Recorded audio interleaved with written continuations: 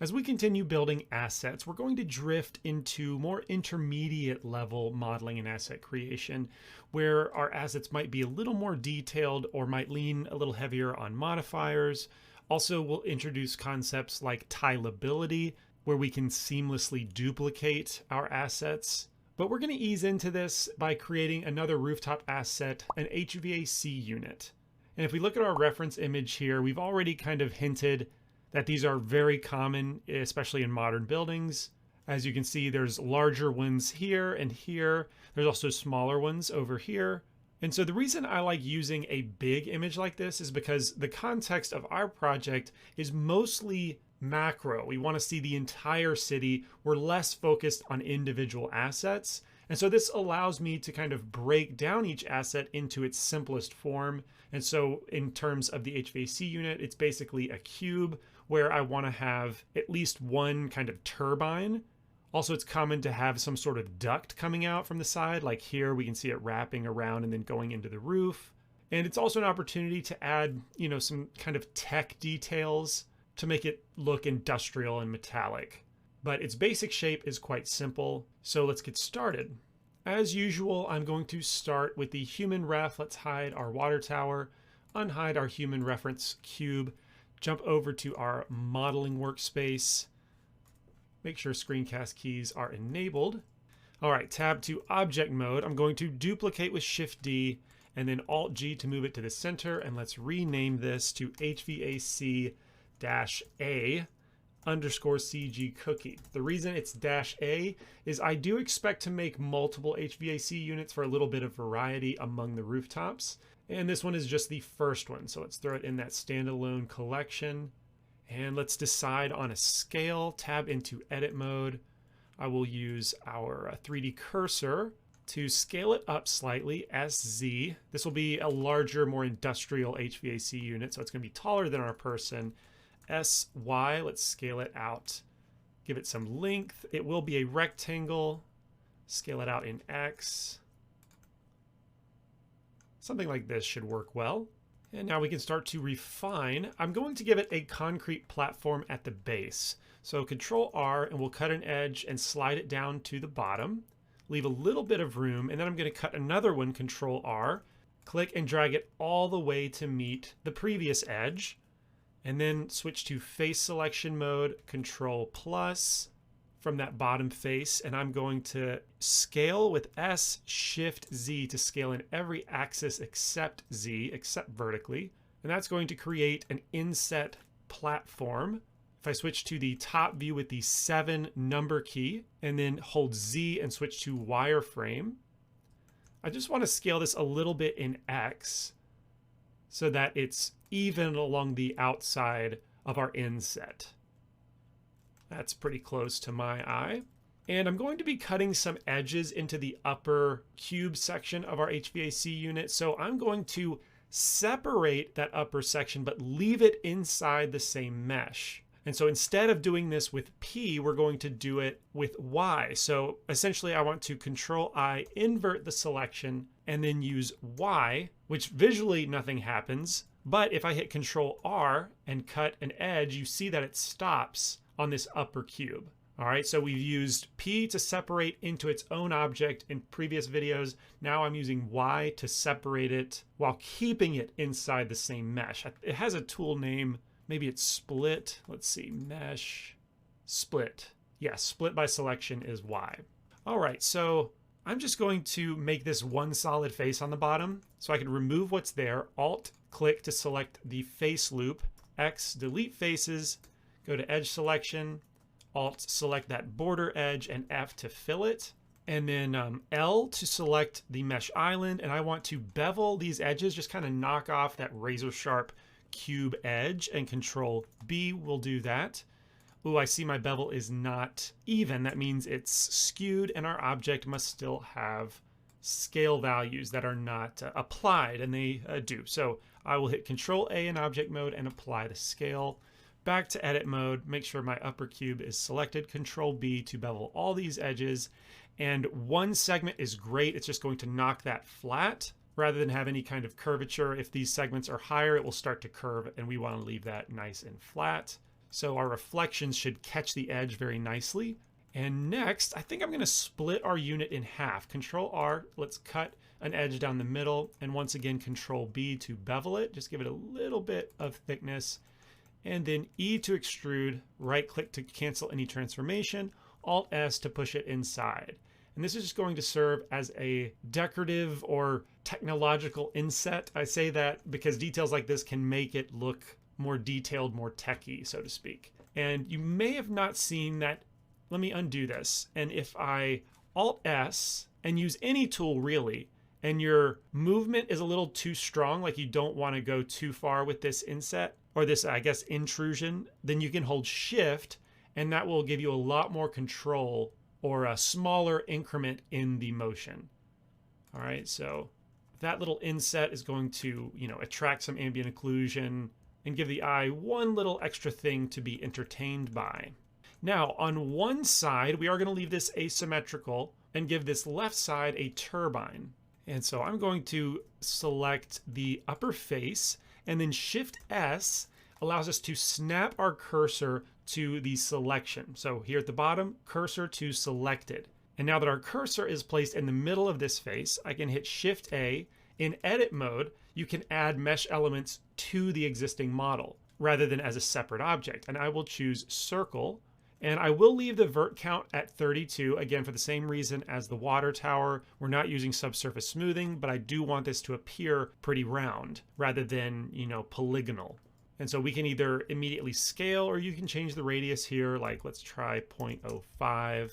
Okay, that's clearly too small, but at least we're closer. Let's hit S to scale it up. And I want this to just fit within our face. Excellent. We'll go to vertex selection with 1 on the number row. Let's fill this, and E to extrude up slightly just to give it a little bit of thickness. I to inset, give it a nice rim, push that up with G and Z. Inset one more time, and then push that down a little bit just to give us a nice little angle. And then E, and we're going to move it straight down into our cube. We want to give this turbine a nice cylinder to sit within, but we have this face that's blocking the depth of our cylinder. And so I need to essentially cut a hole in this face.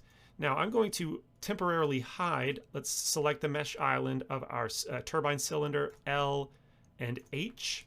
And let's then, on face selection mode, select this top face. And if you think of it in terms of verts, there's only 4 vertices on this top face. But if I have 8 verts, I can create enough of a circle to serve as a cutout. And so to do that, I'm just going to hit Control R, cut an edge this way, Control R, cut an edge that way.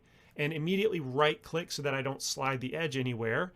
And now if I select the central vert, X, and delete the vertices, and then Alt to select this interior border edge, you'll see at the bottom here we have 8 vertices. And so if I fill with F and then I to inset, that's going to bring in our 8 vert plane essentially. But if I delete it with X and delete the faces, Alt click to select the interior border edge, we have a cool tool inside of our Loop Tools add-on.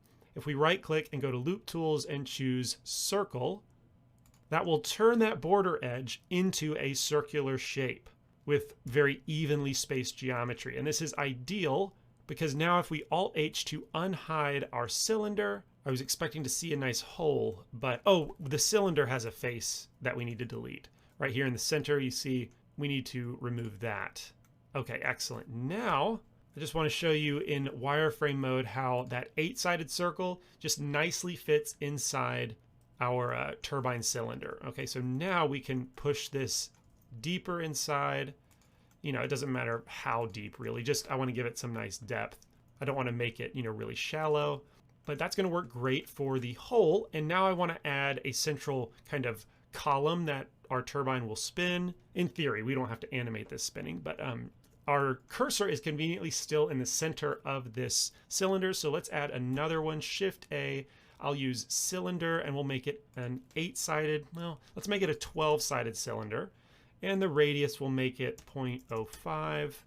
And then I can scale this down significantly to just fit from the bottom up to the top. In face mode, maybe move that down. There we go. And then E, let's move it up, scale it down according to its median point, give it a nice little bevel at the top. And then I'm going to, from the top view, let's take one vert, I'm going to duplicate it, right click so we don't move it anywhere, E to extrude in X, I'm going to move it out to the side, Control L to select the whole edge, and then E and Y, just to give it a planar shape. I'm going to move this so that it's thicker on the outside of our circle, like this. And then take that new edge and just GZ to move it down. Now we give it a nice angle. And I think I might make this outside a little bit bigger. Let's change our pivot point to be the active element and then scale that out like this. That will maintain our same angle, I think. Anyway, it's not that important. All right, so we've got one blade of our turbine. Now in face selection mode, let's select that face, and we're just going to do some very simple math to duplicate this around our cylinder. We're going to use the 3D cursor, Shift D, and then R 180. All right, so we're splitting our circle in half in terms of degrees into 180. Enter, then hit L on our original plane, so that we have both of them selected, and now we can cut 180 in half. So Shift D to duplicate, R and 90. Select the other two, Shift D, R, 45. You see the pattern? We keep halving the amount of degrees, and then we just want to do it one more time. Whoops, didn't mean to select the whole turbine cylinder. L, L, L, L. And Shift D to duplicate one more time. R and half 45 is 22.5. And now we have our turbine built. That's going to look great, especially when we see it in context a little bit further away. Awesome. But I'm not quite done. You know, we mentioned ducts are quite common to see these extruded out of the HVAC unit. So I'm going to add a square one first. In edit mode, let's select one of the faces. Shift D to duplicate, right click so we don't change anything in terms of translation. I'm going to set our pivot point to median point, and I'm just going to move this, you know, not perfectly centered. A theme for this asset is more asymmetry rather than symmetry, but we've got this nice big rectangular duct ready for us to E extrude in the Y direction. And then I want to 90-degree turn this thing down into the ceiling. So here's a way we can do that pretty quickly and cleanly. In our overlay options, we have this edge length that we can enable down here towards the bottom. So if we turn that on, we can see that the edge right here is 0.186 meters. So if I take this edge and hit GY 0.186 and then negative, and then enter, that should give us an ideal 45-degree angle for us to extrude. I went to our number pad 3 side orthographic view, E, and then make sure you move it straight down in Z. And then scale SZ0, and then you can snap that moving down in Z to the bottom vertex. Now we've got a nice, clean 45-degree angle duct. And let's do the same thing on the other side, but this time with a circular duct. So I'm going to select the face, hit Shift S like we did before with the turbine, snap the cursor to our selection, Shift A, and add a circle. You can see all of our little measurements. It remembered the radius from last time, which will work fine. We don't need the edge length overlay anymore, so let's turn that off. And I also don't think I wanted that many verts. So let's undo the creation, Shift A, circle, and let's do 12 verts. 32 is just going to be overkill at this scale. Tab into vertex selection mode, RX, and we'll rotate 90 degrees, scale this up a little bit, and then we're going to E and extrude in Y, about that far. Back to the side orthographic, number pad 3. And we're going to use a new tool called Spin. New to this course, not new in terms of Blender. But the way this is going to work is it's going to use our 3D cursor position to extrude in a circle. And where I want to place this 3D cursor If I put it down about here, the spin tool is going to extrude around this as a pivot point. And I only want to go 45 degrees, and so it's going to extrude like this. All right. So I'm going to hit the spacebar key to search for spin. You can just type SPIN. And you don't want mesh spin, you actually want mesh extrude, or Alt-E is the hotkey spin. You can find that in the mesh menu here under extrude and spin. All right, if we click that, by default, it goes the full 360 degrees of our circle, but we only want 90 degrees. And we can select how many steps, in other words, how many edges in between. 12 is way too many. Let's go to 5. I think that'll work fine. And that's a great 90-degree angle. Let's E to extrude straight down and snap at the bottom. Now we've got a square duct and a circular duct. I think I'll duplicate our circular one by hitting Control L to select the rest of the mesh island, and Shift D. Let's move it over, give it twin round ducts. And that's going to be it for our model. We can swiftly move over to adding materials in our shading workspace. Let's refresh screencast keys. And remember that metallic material we created in the last video but didn't use. The HVAC is like a stainless steel, and we're going to use it for this, which should work out quite nice. So in our material, let's select that cubicity metal. We can remove the fake user and our vertex group, which we don't have one, or vertex color, I mean. So let's jump into vertex paint, and we immediately see a chrome reflective material because whenever you add a vertex color group, it's white by default. And so white gets plugged into our metal material, which is like chrome, basically. I don't quite want it to be chrome. You can see with our bloom render setting enabled, it's very, very reflective. And so all we have to do is kind of take it down from pure white. So let's just take it down to about maybe 0.8 and also desaturate it completely. X to swap our color swatch, Shift K, and that's going to be the main color. It's a nice stainless steel style surface for our HVAC unit. Keep in mind also, if it's reading a little bit copper-like, the HDRI environment can be causing that, and this one specifically has a very notable orange tint to it. But the first one is pretty monochromatic, so that might be a better visual as you construct your material. And when it comes to reflections and Eevee, by default in our render settings, we do not have screen space reflections enabled. And so our material is only reflecting the environment. It's not reflecting other meshes, other objects, or itself. And so if we enable that, now we can see our duct being reflected in the material. And you definitely want to enable this. It's just going to be that much more believable. And so the more we get into the material, the more it's evident that we have this faceted nature, which we don't like, because it just seems like unfinished 3D models more than it feels finished. And so I'm going to enable our auto smooth normals. Let's jump into object mode, right click, shade smooth, and enable auto normals. And that works for the most part, except right here. So I'm going to click on our degree value and then hold shift, and let's move either left. Okay, that's not the right direction. Let's go right to slightly increase the value until we see this whole thing smooth out. Okay, so it looks like a value of about 30.5. Make sure it still looks good everywhere else. Yes, that does look good. I keep going back and forth. Should I bevel this duct? I think I will. I think it's just a little too razor sharp. So I'm going to select those, Control B, and just give it a slight bevel. There we go. A bevel can go a long way in terms of catching reflections and making something not look so almost dangerously sharp. All right, so let's just finesse our materials a little bit more. I mentioned that the base was going to be concrete, so let's select that.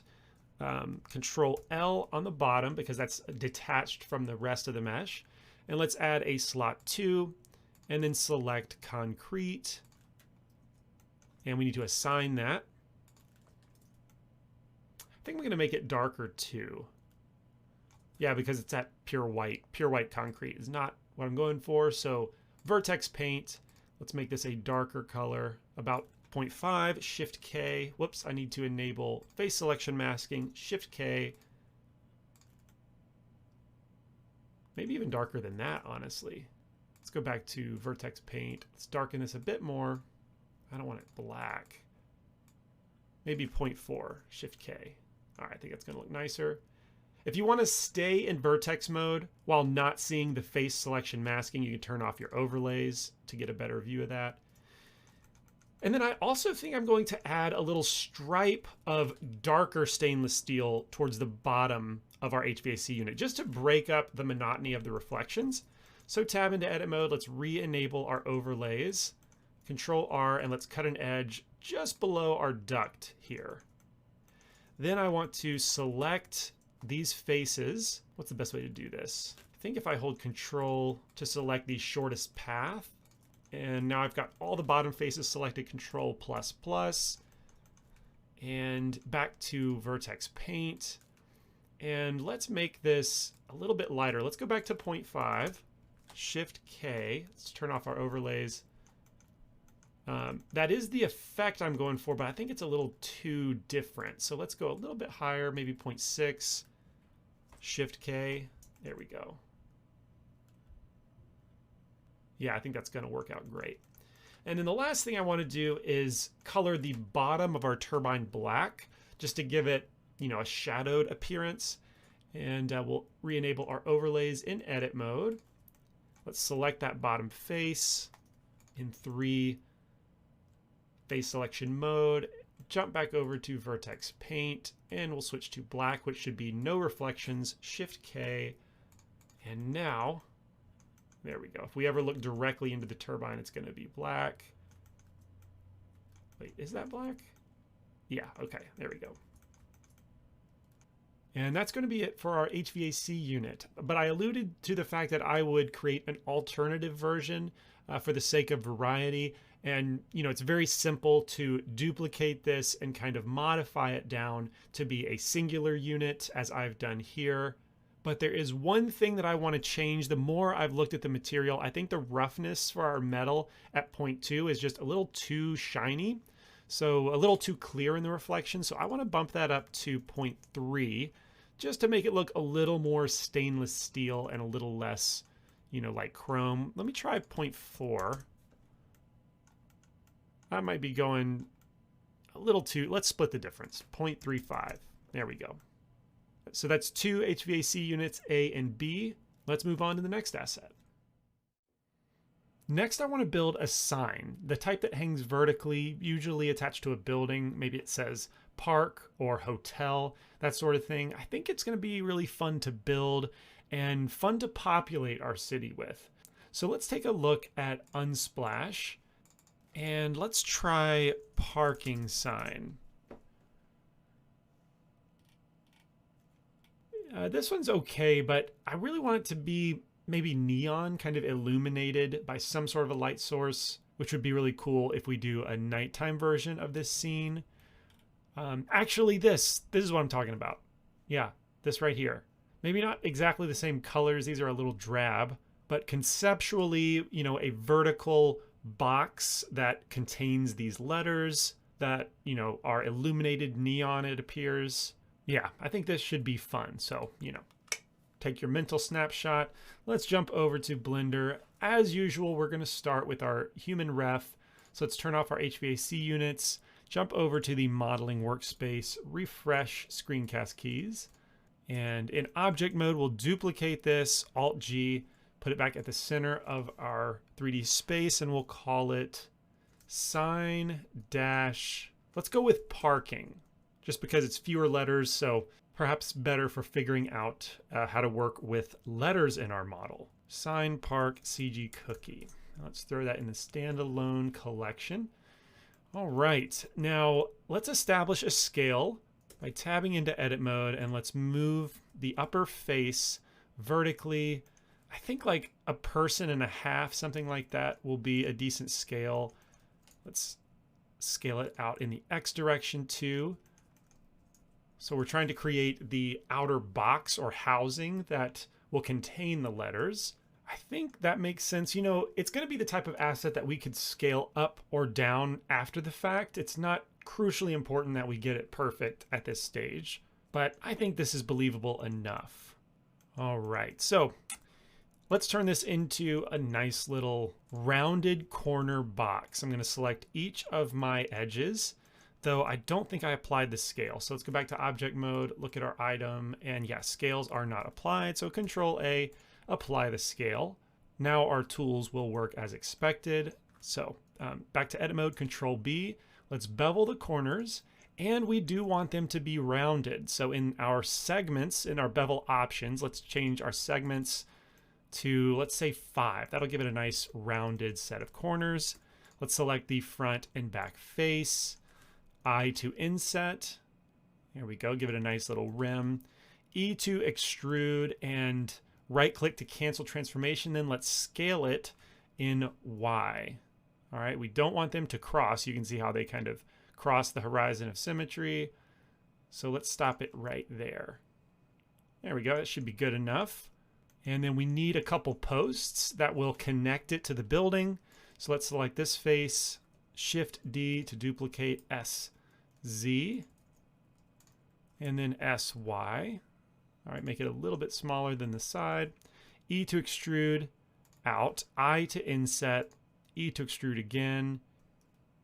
Make sure it's coming straight out in X. Okay, it is. All right, E, right click to cancel transformation, S to scale it up, and then E to extrude it out. Excellent. So that's what's going to be attached to the building. Control L, let's duplicate this down and just eyeball so that it's somewhat centered. Now for our letters. So Blender has an object type that is dedicated to text. So I'm going to hit Shift A, and there it is, the text option. By default, it comes on the ground plane facing vertically. And so I'm going to, in object mode, hit RX90 so that it's facing forward. And we need to pick a text. So in our object properties, or actually object data properties for the regular font, you can click this open folder button and navigate through your fonts to find something you like. I've found a font that I like called, where is it? Chromatin. It's from the Open Font Library. So I'm going to choose this one, but you can choose whatever you want. And then to edit the text, we need to tab into edit mode. And then you get, you know, like a typical text editor, essentially, where you hit the delete key to remove text. What are we going to say? I think it's park, but I'm going to do a P, return A, return R, return K. All right, so now we've got this park text. Then I can tab to object mode if we want to scale it down and place it properly.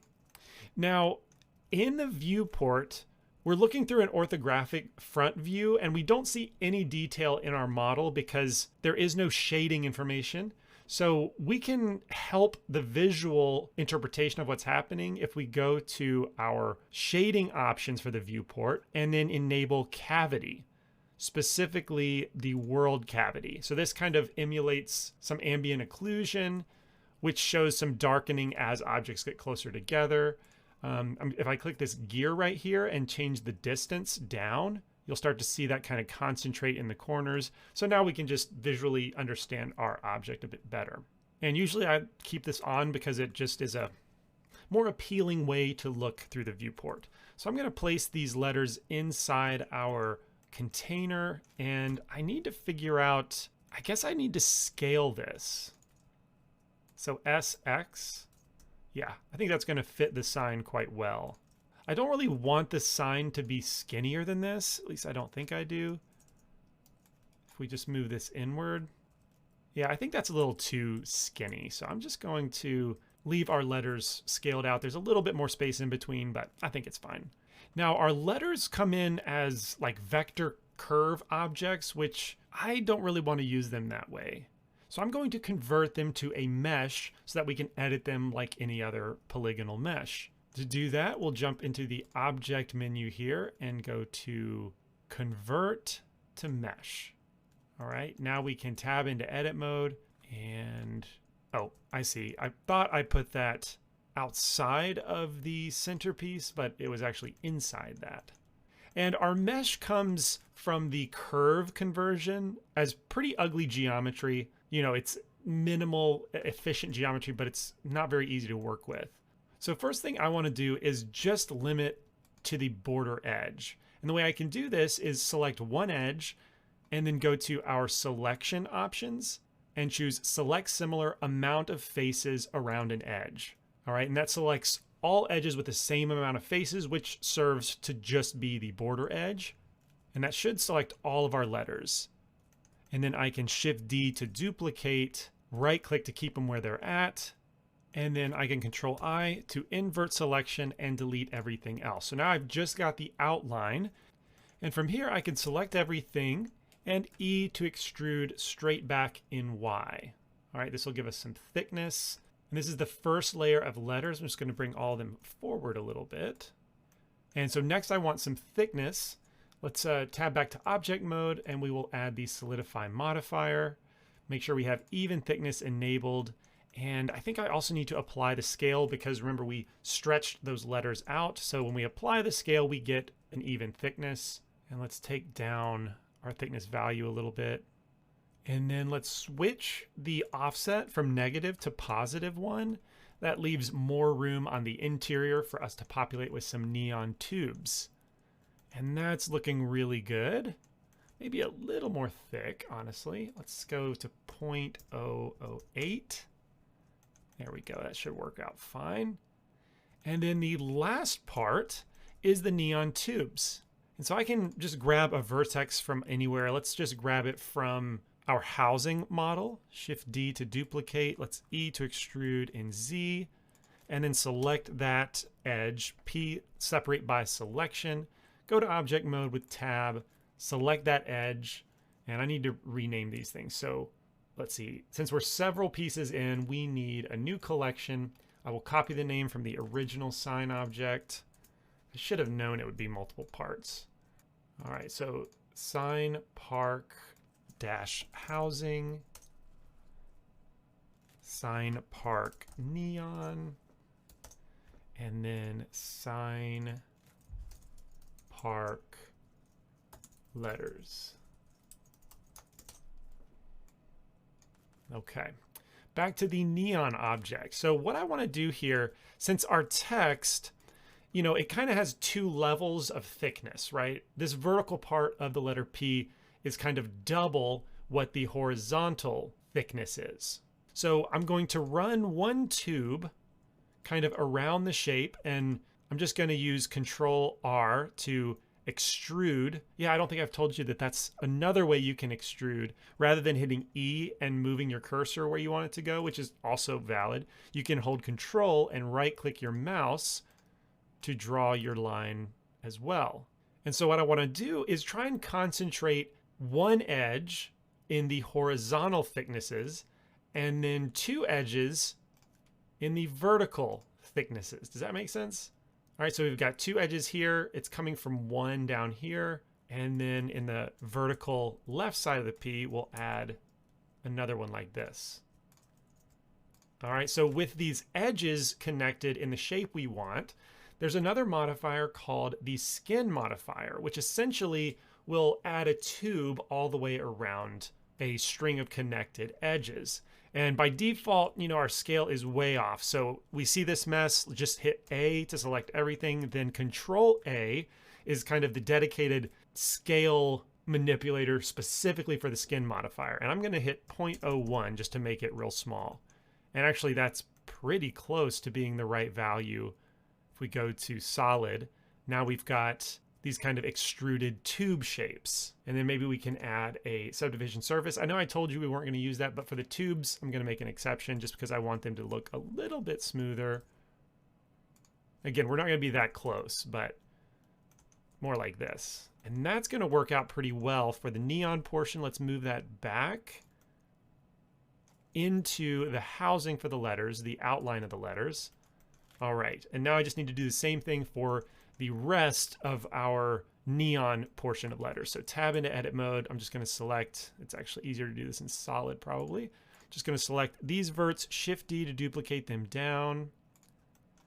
And let's see, we might have to get creative sometimes. I'm going to end this part of the A because we're going to a single horizontal thickness.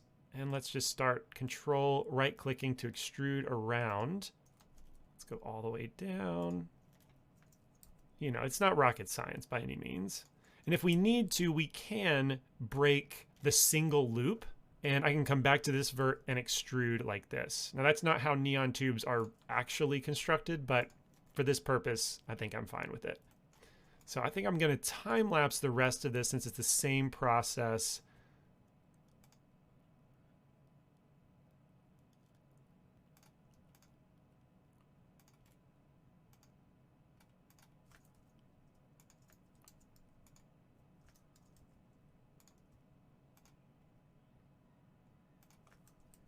All right, then just one more. I think I'm going to copy most of these from the R. Yeah, and then I can duplicate them down. Okay, I'm glad this happened actually, because sometimes when you're working with the mirror modifier, or I mean the skin modifier, we may get a string of edges that don't get the tube around them. And all we need to do is select one of the verts and choose this mark root option on the skin modifier. And anywhere that doesn't have the thickness, when you mark a root, it will be incorporated into the skin modifier. So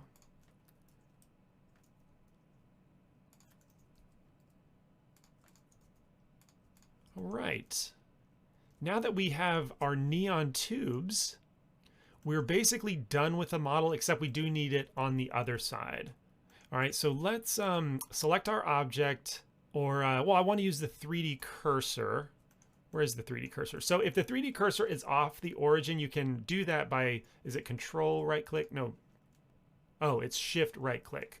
So sometimes you might move the cursor off the world origin. If you want to get it back, just hit Shift C, which will do two things. It'll move your cursor back to the center of the world and also frame all the objects in your scene. And so with that centered and set as our pivot point, I'm going to select our neon object and our letters object. And I'm going to hit Alt D. All right, not Shift D, because Alt D is a linked duplicate. All right, so then I'm going to hit R and Z. You see how that's rotating around the 3D cursor, and hit 180. All right, we can't mirror that because text can't be mirrored, it won't be readable. So I need to duplicate, rotate around. And the reason we're using a linked duplicate is if I tab into edit mode on this P and I move it, you'll see that it's affecting the other one because they are linked and they're not independent of each other. And that's beneficial. We don't really want them to be separate. We want them to, you know, inherit the same vertex colors, the same materials, and linking them is the way to do that. All right, so now we've got both sides of the sign and we're ready for materials. And this should be pretty straightforward for the most part. So we'll jump over to our shading workspace and let's add a metal material. That's going to be the outside housing. So cubicity metal. And then also the letters will be metal so that they reflect the neon.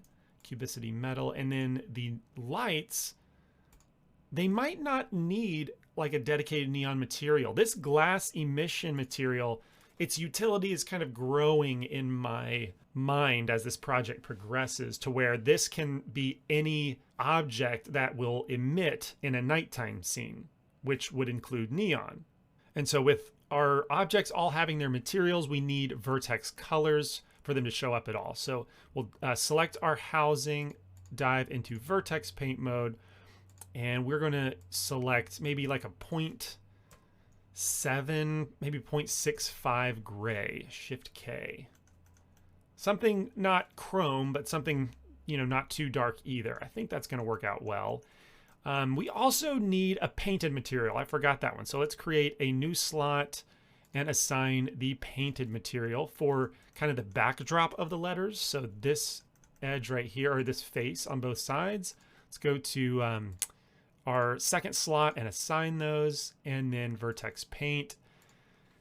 What color? Let's go with a cyan, let's say. I mean, this can be anything, but in my rehearsal, a cyan looked pretty cool. Rather than going with like drab black or dark and bright red, you know, we want to have a little more fun, a little more pastels involved. So let's roll with the cyan to see what that looks like. Shift K, make sure I enable selection masking first.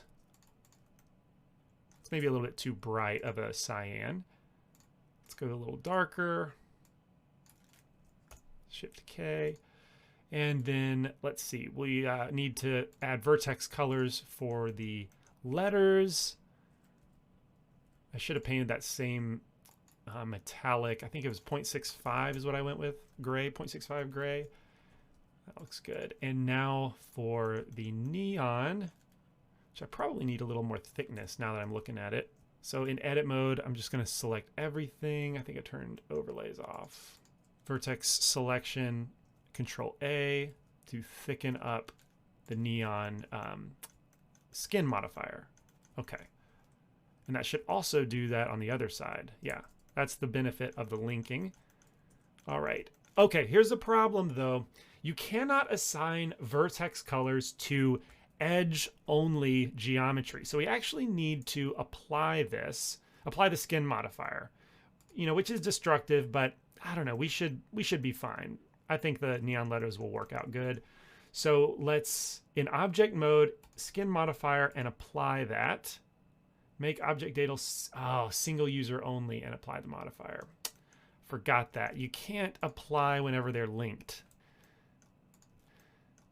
All right, so let's delete the one, apply, and then we need to Alt-D, duplicate it again, RZ, using the 3D cursor as we did before, and rotate around.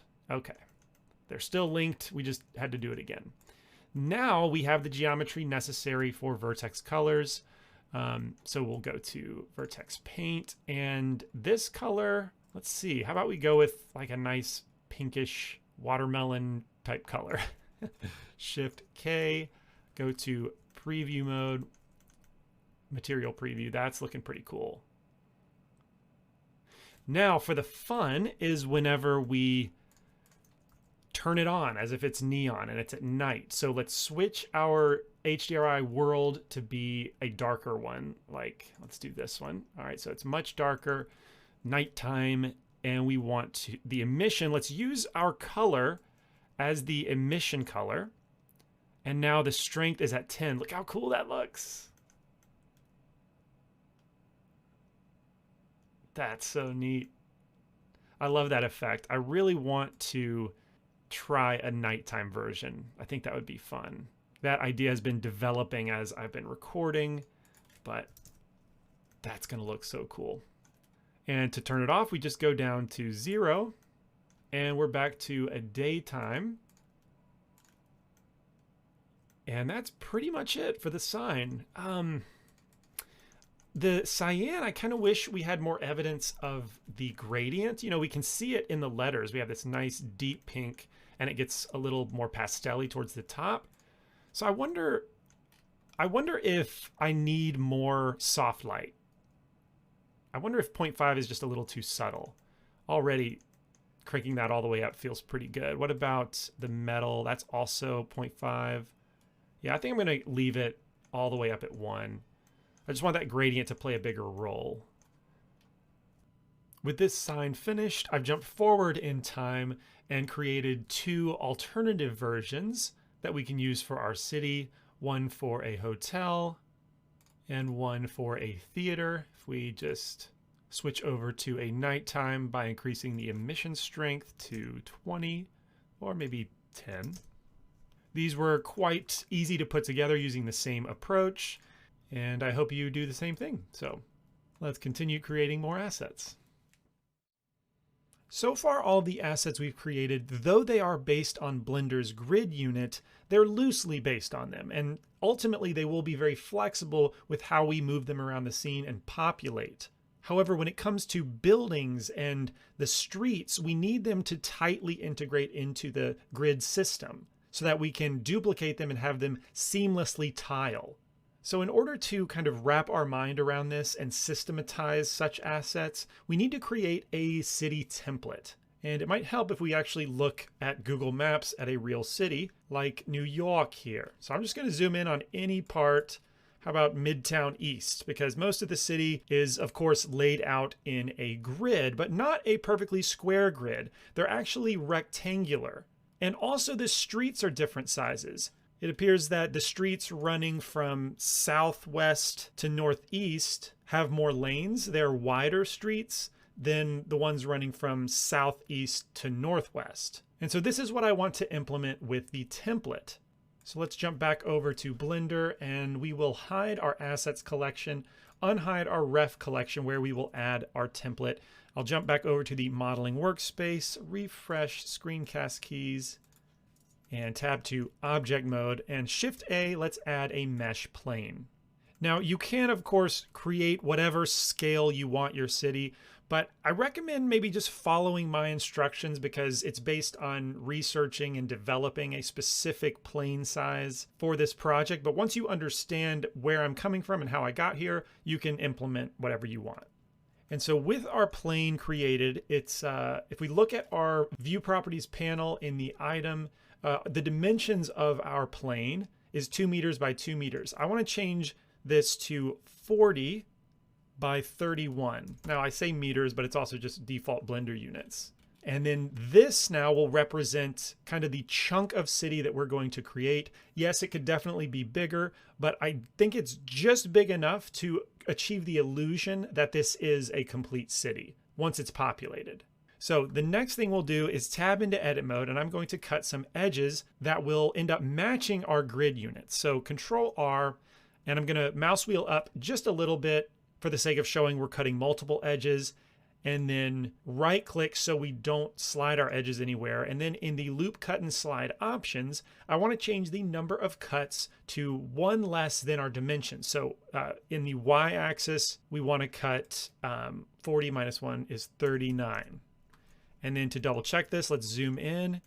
And yes, those cuts do line up exactly with the grid. And now in the other direction, Control R, right click so we don't slide them anywhere. We want to go to 30. And this is an odd number going from 31. And I'm going to show you why. It's because the streets are going to be a little bit wider in the X axis. And so these are going to be 0.5 offset. And if I want, I can jump into object mode and move it in Y 0.5. And now when we tab into edit mode, that is aligned. All right, so now that we've got a gridded template, let's start to color code this based on the assets that this template will guide. And we'll lean on vertex colors here. So let's make sure that in our shading, we're in solid view and we are looking at the color mode. And so the sidewalks in our city will be 1 grid unit wide. The streets running horizontal or from east to west or the x-axis, they're going to be 3 grid units wide. So let me select those faces. We come 1 grid unit in for the sidewalk. I'm going to select one face, control click, which is the pick shortest path operator, and then I can continue holding control to select 3 rows. And then we can come down to where the origin is. That's going to be the middle row. And then 1 more row all the way down at the bottom, minus the 1 row for sidewalk. Okay, so these are horizontal streets, and our vertical streets, we're going to come 1 row in for sidewalk, and then it will be 2 columns wide. I'm going to do the outside first. I don't want shortest path there, so shift, click, leave room for sidewalks. And then in the middle, let's see, we'll come to the origin and pick on either side of those. And now we'll jump into vertex paint mode, and let's paint these with a dark gray, almost black. Enable selection masking, Shift K. So this is our street pattern. And again, the reason they're different is stylistically, I want to see a little bit of variety. I don't want too much repetition, definitely not to the point of being noticeable. And this variety in the streets should help with that. Also, that's how streets are really laid out, where in the middle here from east to west, there will be 4 lanes of traffic. And then from north to south, there will be 2 lanes of traffic with enough room on each side to have parked cars. And so in between these city blocks, we're going to have where the buildings will be populated. I'm going to switch to kind of a brown color for this temporarily. And then we will select all the interior faces here. We can also probably use box select. That'll be more ideal. And then Shift K to paint those brown. All right, so this is the layout of our city. And as I alluded to earlier, if we have a building, let's just add a new cube, 2 by 2, which is a decent starting point for a small building of this scale. I'm going to tab into edit mode and GZ1 to move it flat on the ground plane. And now if we enable increment snapping, G, Shift Z, while we hold Control and move that along, let's duplicate another one, holding Control to snap to our grid. Also, we can make our dimensions in solid integers according to the scale. So let's say this is like 3 in X. That still will snap cleanly. It should. Although having the origin at the center of this is not ideal. So what we'll do ultimately with our buildings is put the origin at the corner. So let's emulate that now. Shift S, cursor to selected, object, set origin to 3D cursor. Do the same here. Object, set origin to 3D cursor, and now it should snap. Maybe I don't have, oh, absolute grid. There we go, that's the problem. So what absolute grid does is if I move this just kind of randomly where it's in between grid points, G, Shift Z will snap it back to those global grid units. So that's the benefit there.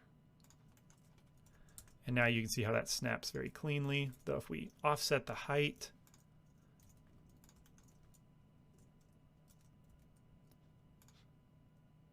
so yeah, you kind of get the idea of how these will snap together, how we'll populate the city blocks. We also have sidewalks accounted for and the asphalt accounted for. So now that we have the template established, this will help us when we create things like cars to know how big to make them. Also to know how to build our sidewalks and streets so that they tile together. But the template's very important. Now that we've got that established, we can continue creating our modular tileable assets.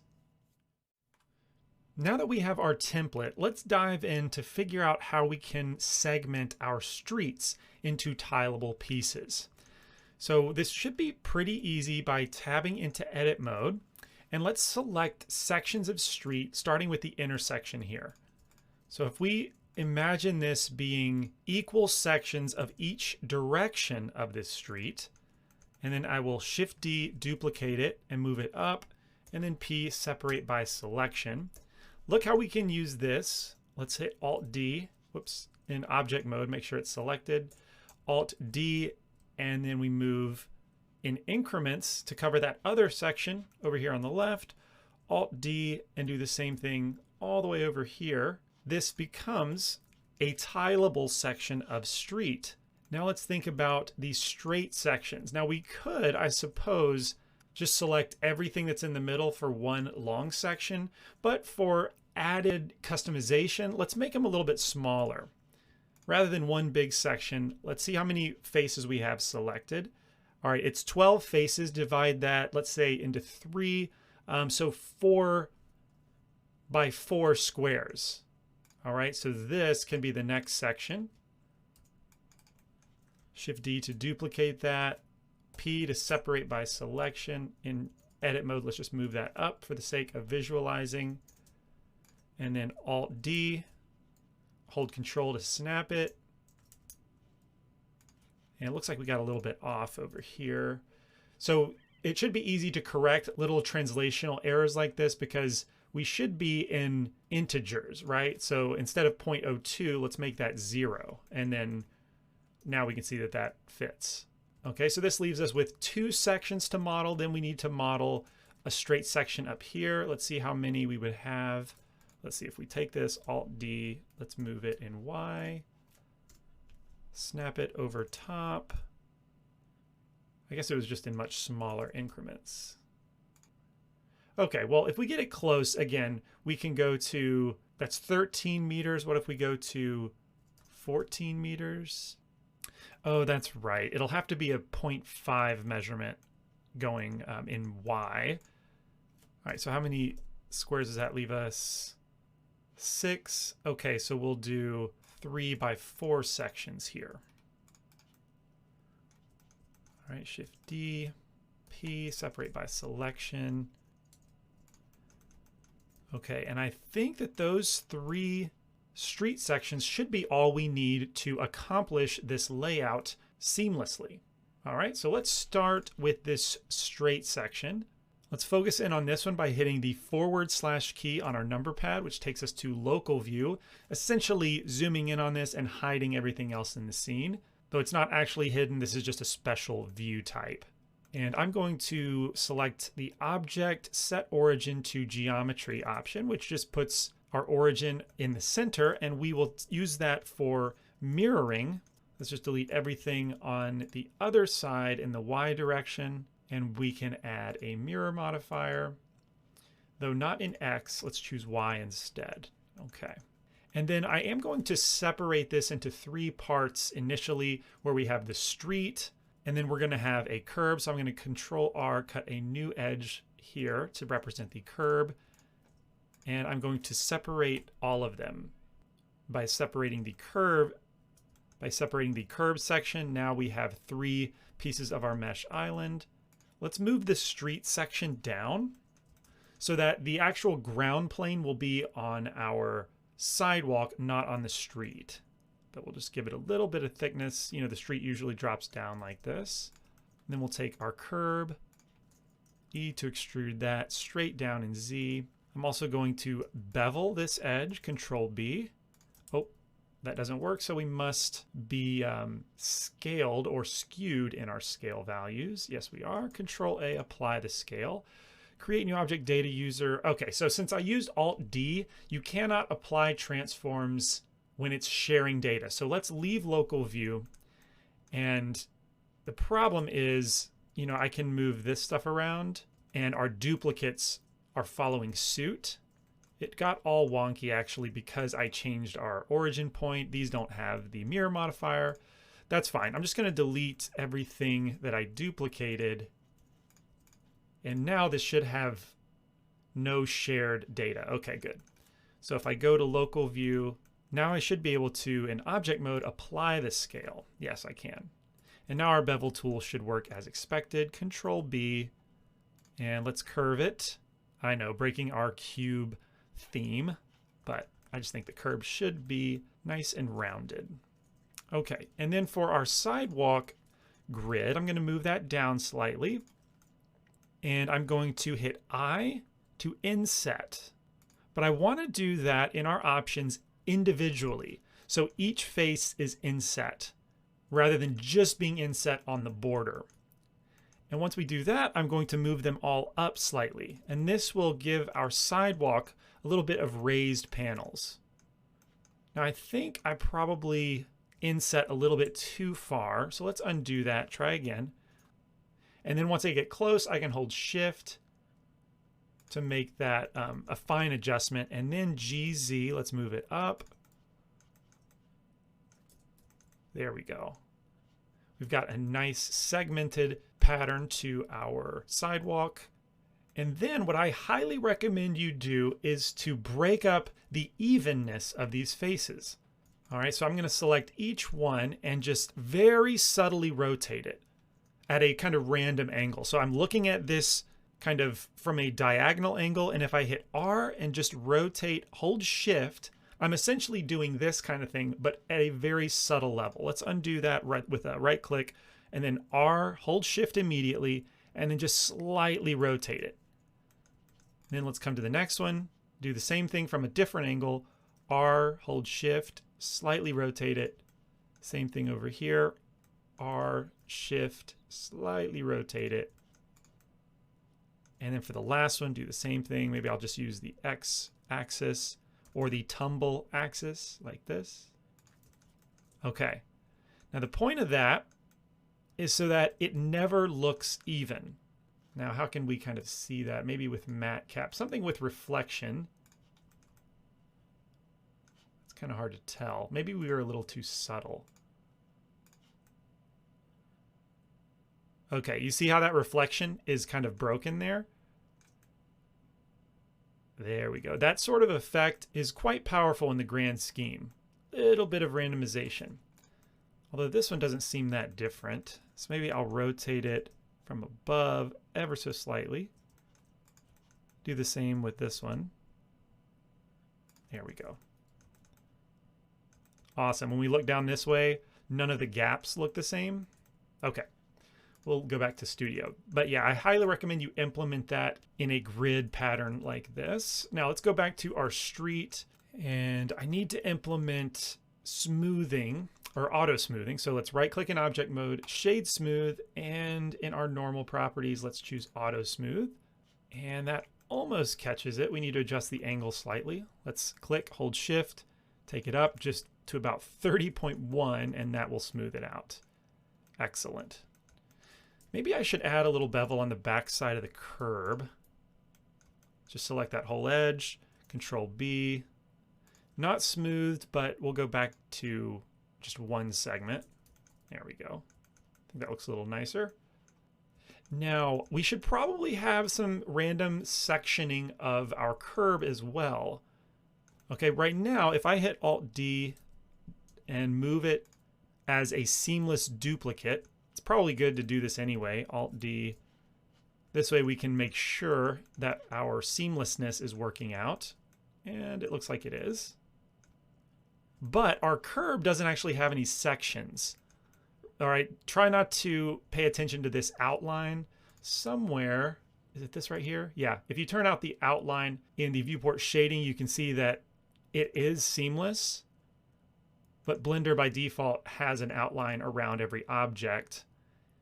And so I don't think a curb should be one huge piece. So I want to add another layer of sectioning, essentially. And we'll leave the outline off for now. So when I tab into edit mode, let's do it in the middle here, so we can see what it looks like tiled on both sides. I'm going to just cut some random, or maybe just slide these edges around. I'm going to leave them random, not actually uniform. Something like this. And select each one. Control B. Let's bevel that. Change the segments to 2. Maybe make the width a little bit smaller. And then Control minus will shrink our selection to that inner edge loop. And then we can simply Alt-S to push that inward. Nice. Now our sidewalk has segments. Now how does that look when it's tiled? Perfect. I like that that's more random than even. Okay, what is left of the street? We need street lines. Okay, so back to our central section. I'm going to select these two edges, vertices in the center, Shift D to duplicate, and we'll move them in Y just a little bit to one side, to the outer side, not crossing the horizon of symmetry. F to fill that, E, and then Y, and that will create our lines. Control L, and let's move this slightly below our road surface. You see this kind of artifact. This is called Z fighting. Whenever you have two or more faces exactly in the same 3D space, Blender doesn't know which one is supposed to be visible, so that's called Z fighting. And we will push that down, extrude it in Z, and also SY to scale in Y and give it a little bit of a bevel. Maybe select the whole thing, SZ, scale it down in Z. We want to make this, instead of being like a painted texture, it's just going to be a slightly raised geometric line in the center of the street. Maybe move that slightly closer to the center. Again, maybe not protruding quite so high above the street. Okay, that's going to be great for a center line. Control L, Shift D, move it over. Let's see, we need it in the center of the street. So let's get rid of this edge, Control R, and cut a new one. And that will be exactly in the center. We can move this line, hover over it with L, select the mesh island, G, Y, and we can move that about in the center where we just cut the edge loop. And now we need to shrink this. So let's hit S and X to shrink it down. Let's take it way down and then move it close to one edge. All right, you can see how that's still duplicating. I am going to scale out each of these edges to give it a bevel on the ends. Right now it's just lopped off flat, so SX, there we go. Control L to select that mesh island, Shift D. Now, this is gonna be a little tricky. If I'm lucky, I will move it the perfect amount. Let's just say here. I wanna put a decent gap in between these lines, and then Shift R will repeat the last operation. And if I've picked the perfect distance, it will be magical. So Shift R, Shift R, Shift R. I did not pick the proper distance, so we have this overlap. Let's get rid of that last one, and then I will just eyeball these others. GY, or I mean GX. I'm just gonna go one by one. I'm not worried about them being perfect, but maybe move this one a little bit more. Okay, that's gonna be good enough. Now we have a section of street that is tileable. It's got some nice details. Now we just need materials. So let's switch to our shading workspace. And we're not in local view over here. So let's go to solid and just select our street sections that we've been working with, re-enable our overlays since I turned them off. We'll go back to local view here, and we should have most materials relevant to our street already created, like our concrete. So in our slot 1, let's add cubicity concrete. Let's add a slot 2. And you remember that dirt shader we made for the tree? I wonder if that would be good for the asphalt. Let's start with that. We might need to duplicate it and customize it. And we need another slot, cubicity painted, for our street lines. All right, so let's assign these to the proper places. Hover over our street, hit the L key, and let's assign the cubicity dirt. And then our painted lines, let's assign cubicity, or assign slot 3. Okay, and now when we switch to material preview, the street is already black because we created this object from the template which had black on the street. But our concrete is white. So let's tab into edit mode, select our concrete sections, and then vertex paint, and let's find a decent gray. Let's start with a mid-level 0.5 gray, desaturate completely, Shift K, and that looks pretty good, but it'll help to switch our HDRI preview so we can get a variety of how this looks in various lighting conditions. Okay, so looks like our dirt material for the asphalt is in the right direction, but it's a little too extreme, so we'll have to modify that. But I'm just focused on the concrete color for now. Let's try one other HDRI. All right, I think 0.5 is going to work fine, though I also applied that to our street lines. Let's quickly paint those. Shift L to deselect our concrete. I need to go back to white for the dashed lines, vertex paint. Let's hit X to switch our color swatches, Shift K. I mean, maybe not pure white. Let's go to like 0.9. Shift K, and then just our middle lines. And we will assign a nice yellow. All right, Shift K. All right, it's already looking much more like a street. Now, I did notice that our concrete breakup noise pattern is a little too repetitious at this scale, so I need to adjust that. Let's find a good HDRI. Let's try this one. Okay, this one shows it off pretty well. Essentially, what I want to do is broaden the pattern. Right now, it's too compact and it's very noticeable, very CG looking. But with a couple simple adjustments, let's go to Cubicity Concrete in our noise texture. So essentially what I want to do is make the scale smaller in value, which will actually scale it up in 3D. I know that's not very intuitive, but if we go to like 1, the pattern broadens. But in our roughness, if we go to like 0.8, it will also add another layer of fine detail. And this also works in conjunction with the detail level. Up at 10, I think, is the highest that it goes. It looks like it goes to 15. Essentially, I want to lower the scale and increase detail and roughness. All right, now that's looking a lot less repeatable. All right, I'm going to turn off my light and go into dark mode because these are pretty subtle values and the light messes with my perception. All right, I think that looks pretty good, like concrete. Let's try a couple HDRIs just for a variety. And now this one makes the concrete look a little too bright. Maybe I'll change the color slightly, darken it to like 0.4. Flip the color swatches, Shift K. All right, that looks better here. What about the other HDRI? Yeah, that looks good. Maybe the breakup pattern is too distinct also. Let's see here. In our values, maybe bring them a little closer together so it's not quite so reflective versus not reflective. Let's make that upper swatch from 0.7. Let's just take it down to 0.6. And then the lower swatch, let's go to 0.3.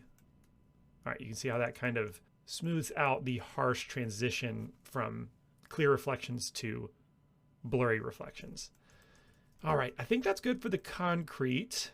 Well, I say that, and then I want to make one change. I'm going to darken the walking portion of the sidewalk and leave the curb a little brighter, just for a little touch of variety. So vertex paint, let's select this section, and we'll make it slightly darker, like 0.3, Shift K.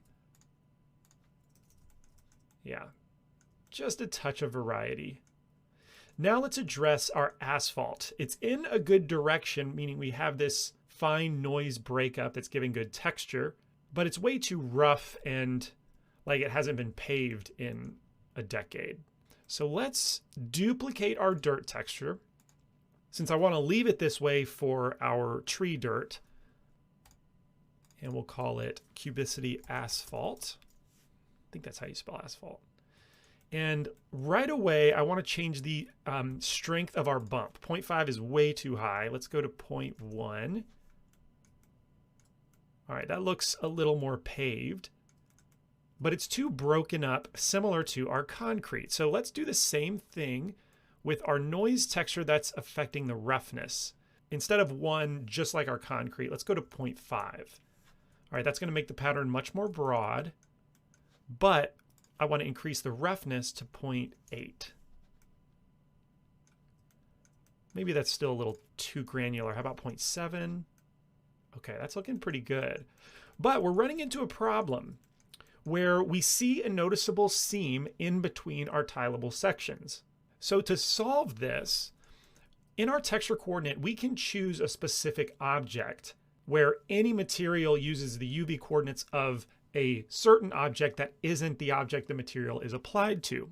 Let me show you what I mean.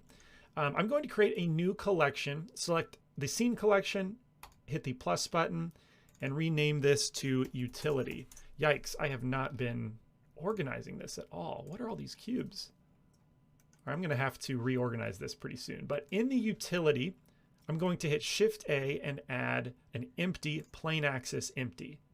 Also Alt G. It doesn't really matter where this is placed, but I'm just going to put it at the center of the world. And I'm going to call this global UV. All right, inside the utility collection are things that just will help stuff in the scene, but doesn't need to be rendered. And so we can hide that collection. It will never be rendered. And now inside our material for the asphalt, we can duplicate this texture coordinate. Actually, maybe I don't need this. We don't really need the gradient because the asphalt is really going to be dedicated to just the street. So we're never going to see a vertical gradient. So we can get rid of this completely. And now in our texture coordinate, let's choose that global UV object. Now if we turn off our overlays, we no longer have seams in between our duplicates. And the reason this works is because if I move a section, you'll see the texture kind of swims, right? which is bad if we wanted to move the street, but our street is going to be stationary. So we can use that other object as UV coordinates, covering all our street sections seamlessly. Now, I think we might need to adjust how broken up the reflections are, but first, I want to create a gradient in the black asphalt portion of our street section. So let's enable overlays and go into edit mode. And so I'm going to create this gradient sort of systematically so that it can be recreated in other sections of our street, namely the intersection that we'll do next.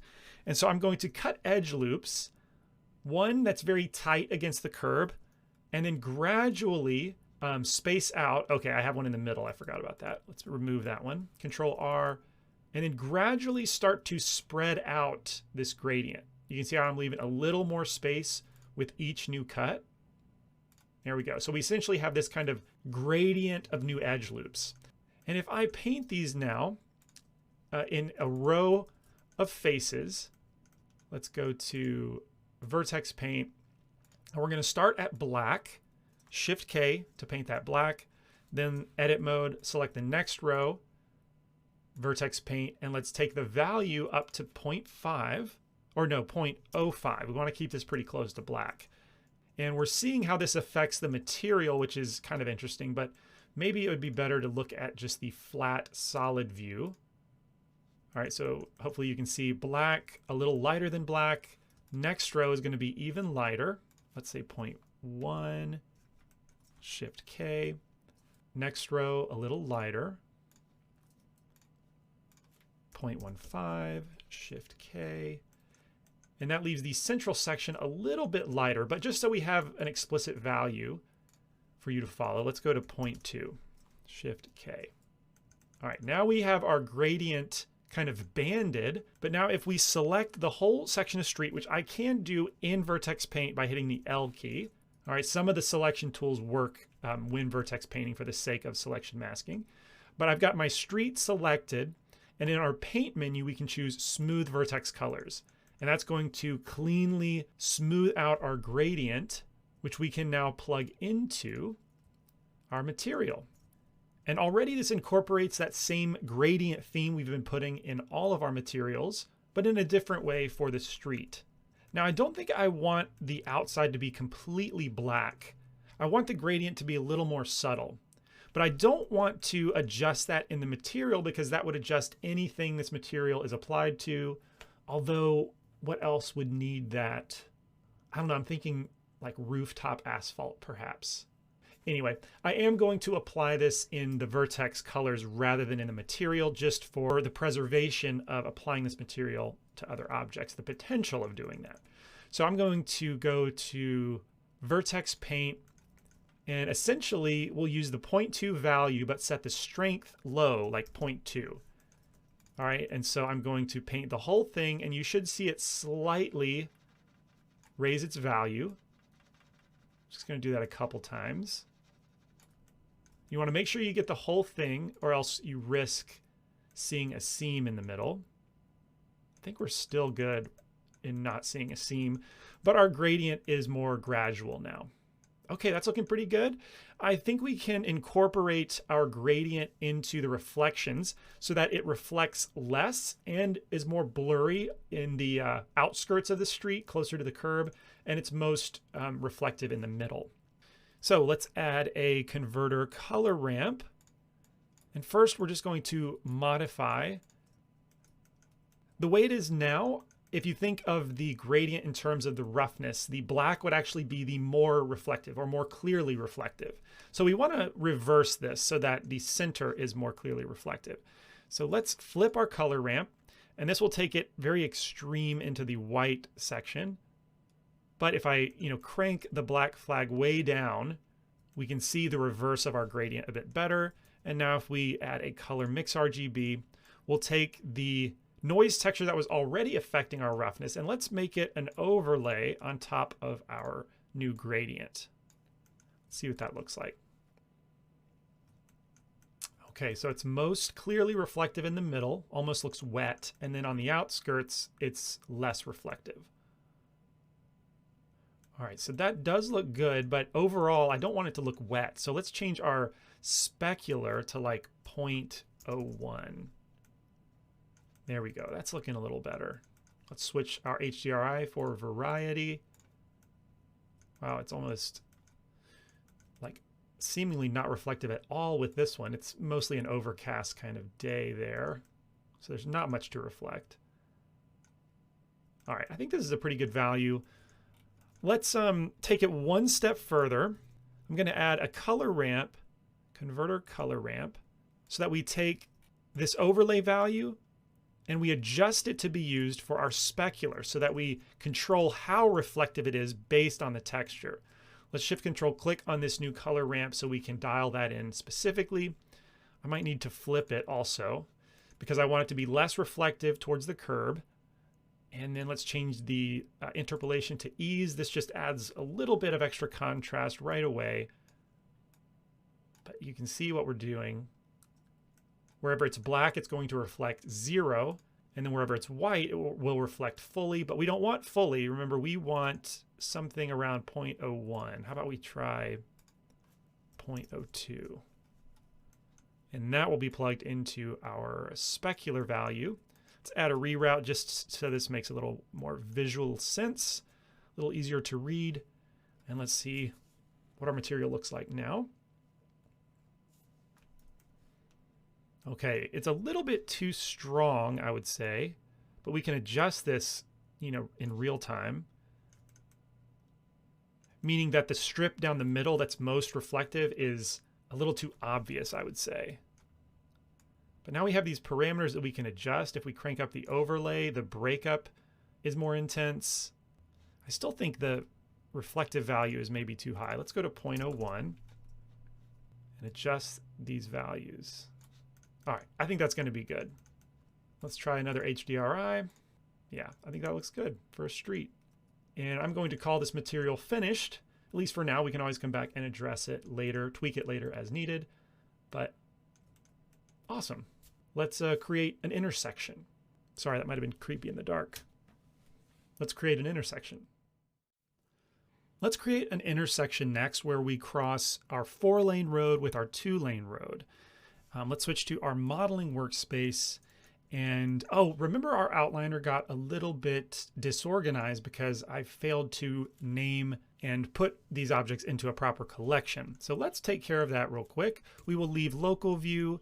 And our template did not get renamed. Let's call it city underscore, or just template underscore city. And we will put that in the ref collection. Let's see, I only need one piece of the template streets. All right, so all these duplicates were just for example. I can remove those. And then we've got template underscore intersection, and then template underscore 2L for 2-lane.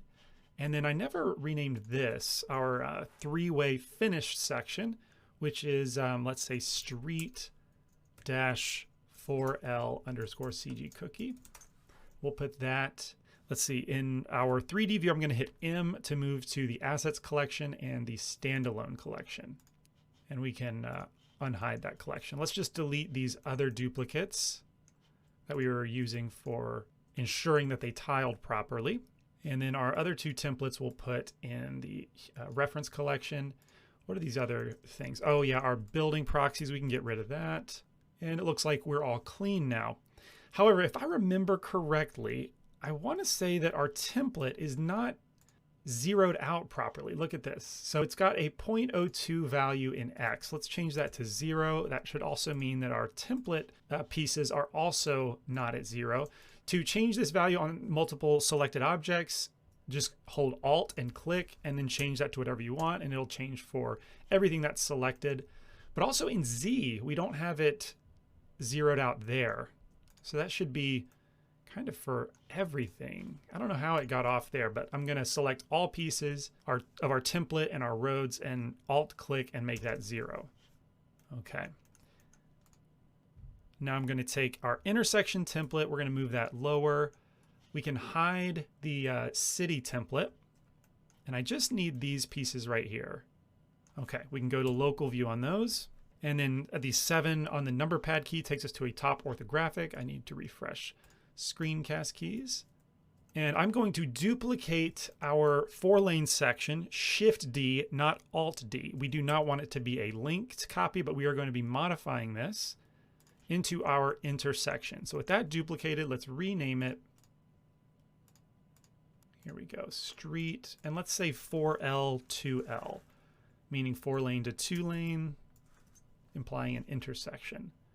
And I need to readjust the object origin because we can use a mirror modifier if I choose the x-axis, but it's not mirroring across the right location. But if I select this object, Shift S, cursor to selected, and then in our view properties, in the view tab, we can see exactly where the 3D cursor is located in X and Y. So 0 in X, 0.5 in Y.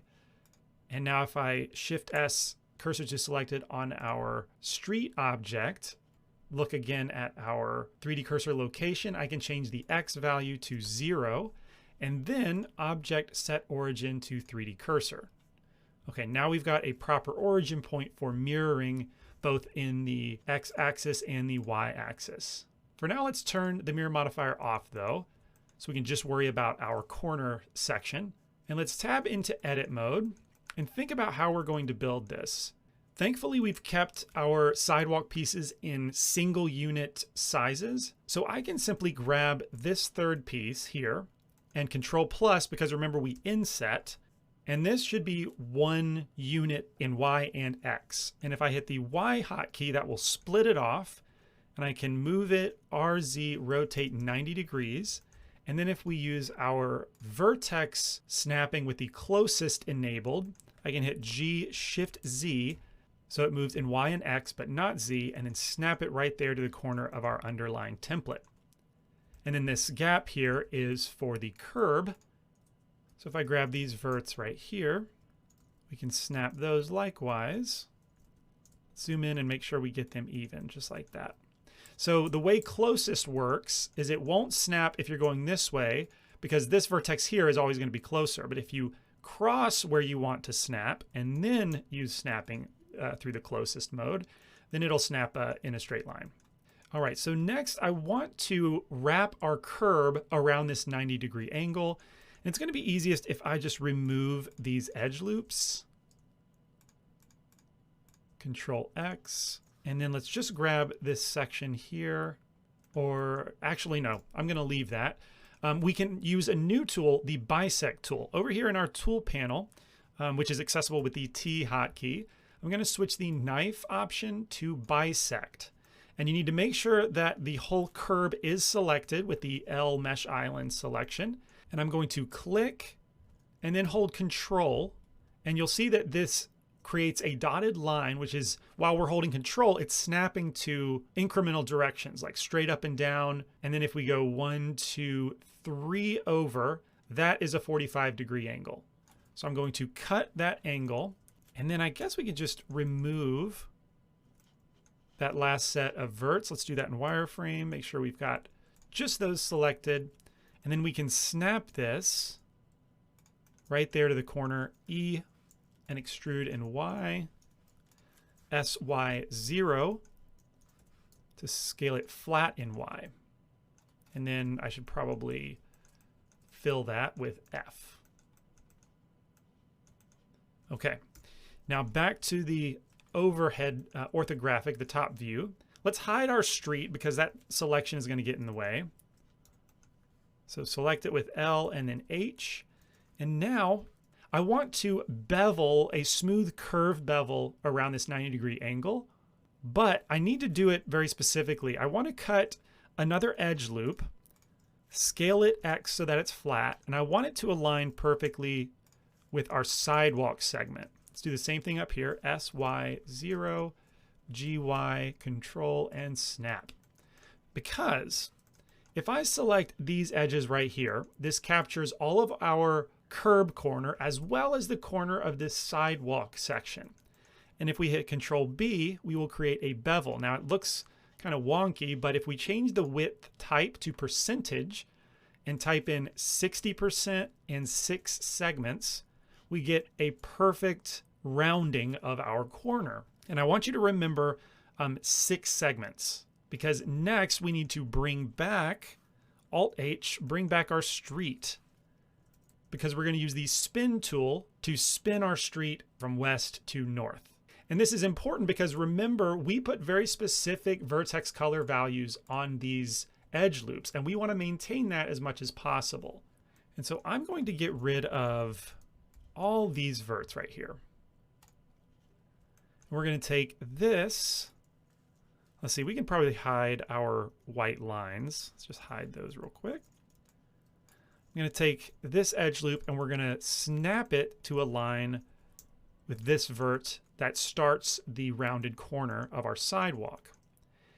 And then I'm going to trace this grid line that we can see up to the other corner. All right, so we're going to go straight up and then shift right click to place our cursor there. Okay, so let's use the spin tool, but I only want to use these 4 verts up top. I don't want to use the bottom vert. And I'm going to hit the space bar and type in spin, and we want mesh extrude spin. All right, let's click that. And we want to do 90 degrees. And remember, the steps are going to be 6, and actually not 90, but -90. Okay, and that's going to perfectly align with the corner of our sidewalk. All right, we can E to extrude this up and then snap it here. However, there's one important thing to address, and that's the fact that we're going from 4 lanes to 2 lanes. And remember, we left this section out, this row of polygons out up here. But this is kind of aligning with the y-axis, so we essentially need to scale this down. I'm going to hide our sidewalk segment. Oh, that reminds me, I still have this separate. So let me, while they're all selected, hit M by distance, and we remove 2 verts. So that should mean I've got a contiguous sidewalk section and curb section as we like it. We can hide those. And now I need to scale these edge loops down. All right, I'm going to choose the interior vertex, and we'll change our pivot to be active element.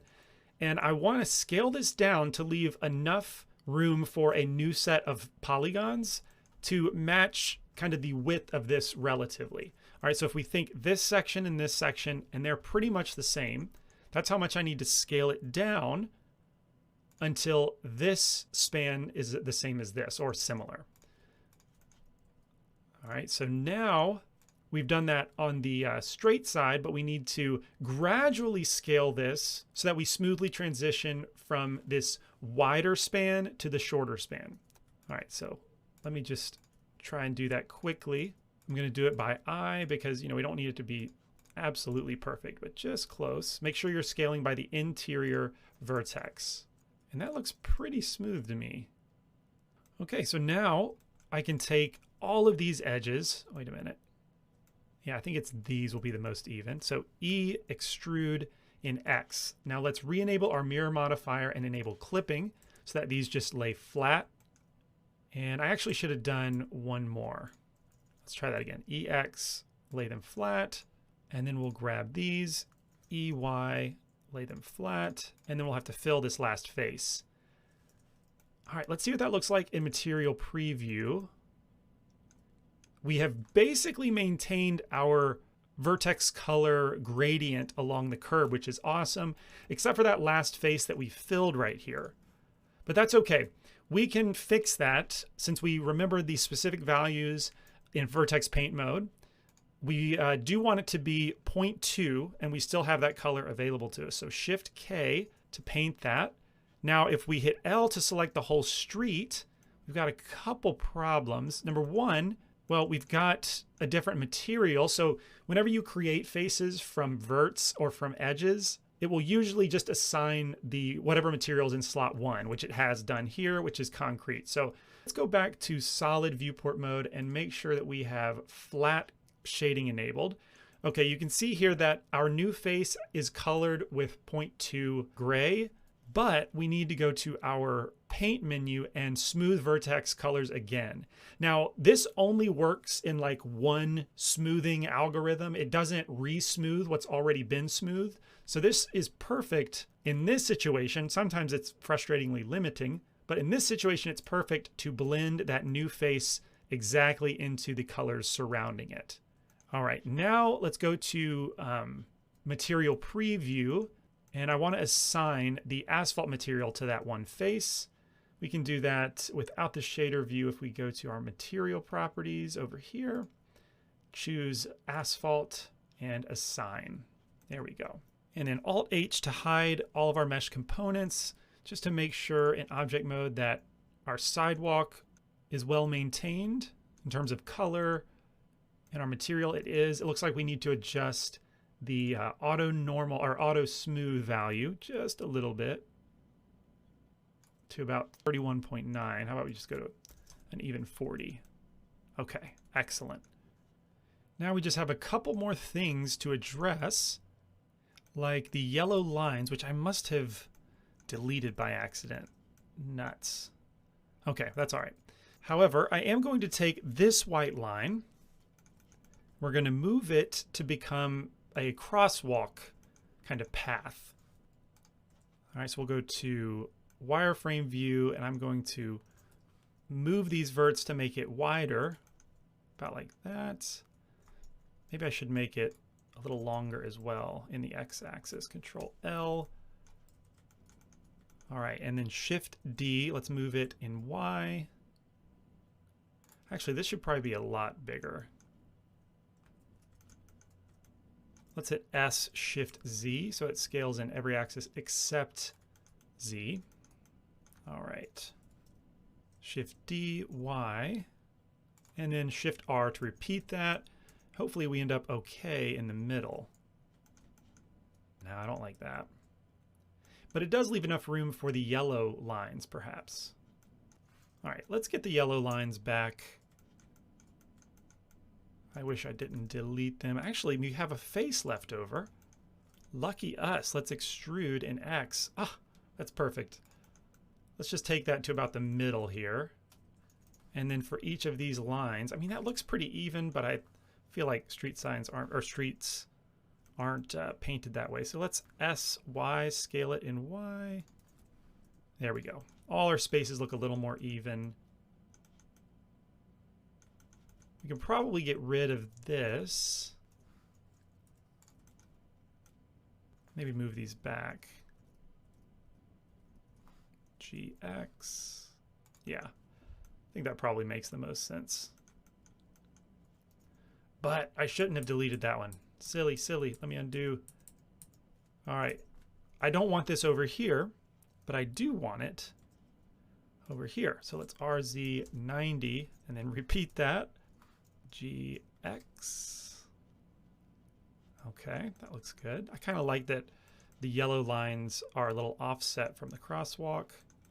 All right, let's go back to this line, which will start the single line down the middle for our two-way street. And I think this should be yellow, right? Like not able to cross it. But while I'm thinking about the color, let's see. If we just Control R, cut a new edge loop, and then delete this face, but actually select the face, but delete the vertices, then we should be able to just move this, if I can select it, to touch the horizon of symmetry so it starts clipping. There we go.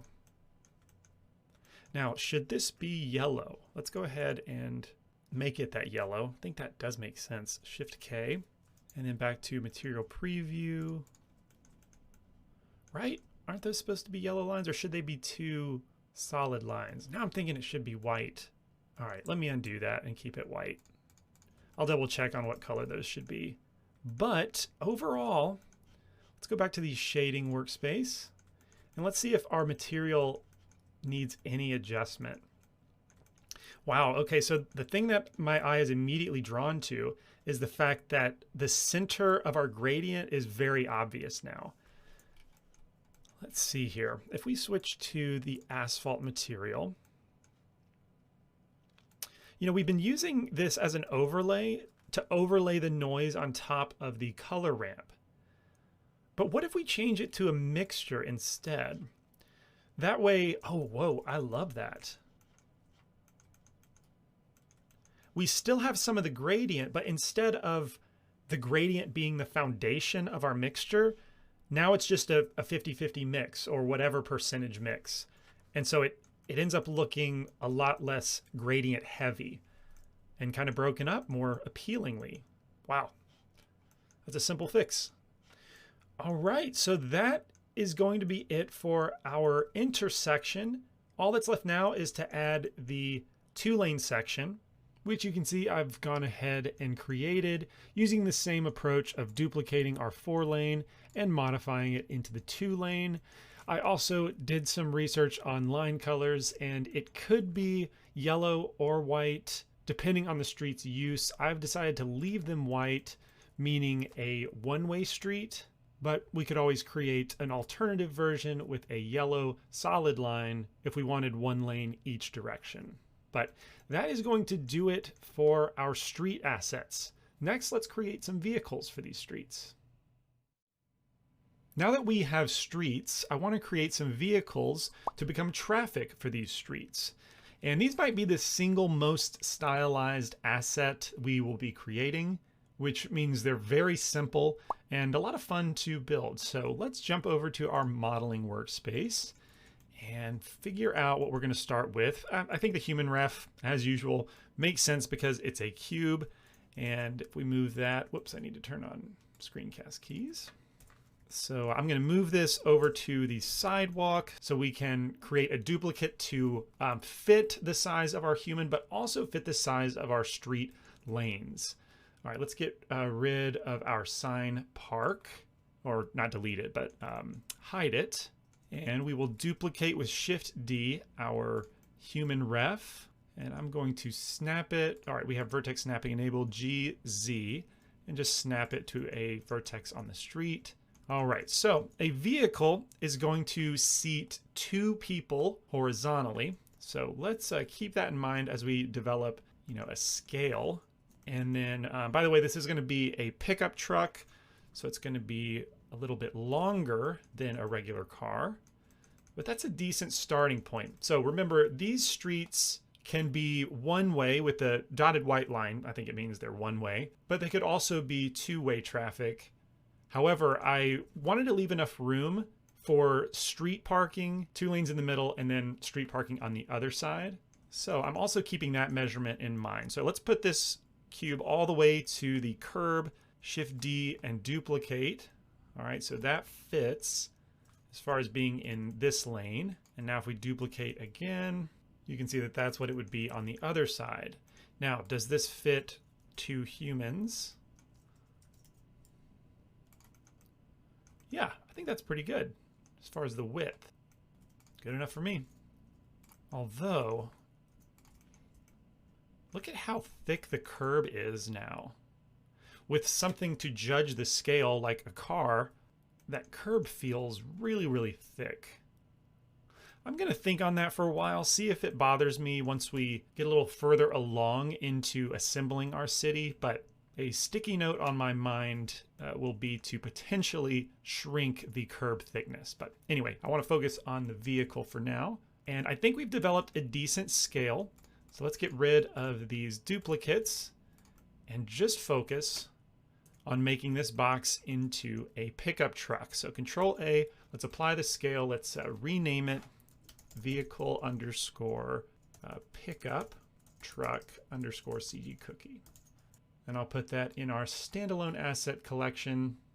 And wait a minute, we didn't really adjust the height. So let's put this human ref beside it. A pickup truck is probably a little bit shorter than the person standing. Something like that, right? Isn't that typical? Or maybe the same height? Somewhere in there. Let's apply the scale again. We'll go back to local view, but I will keep the street right here. Okay, so those 2 objects selected, go to local view, and we can focus on our truck. First thing I'll do is cut an edge in edit mode, Control R right down the middle, and delete the other half.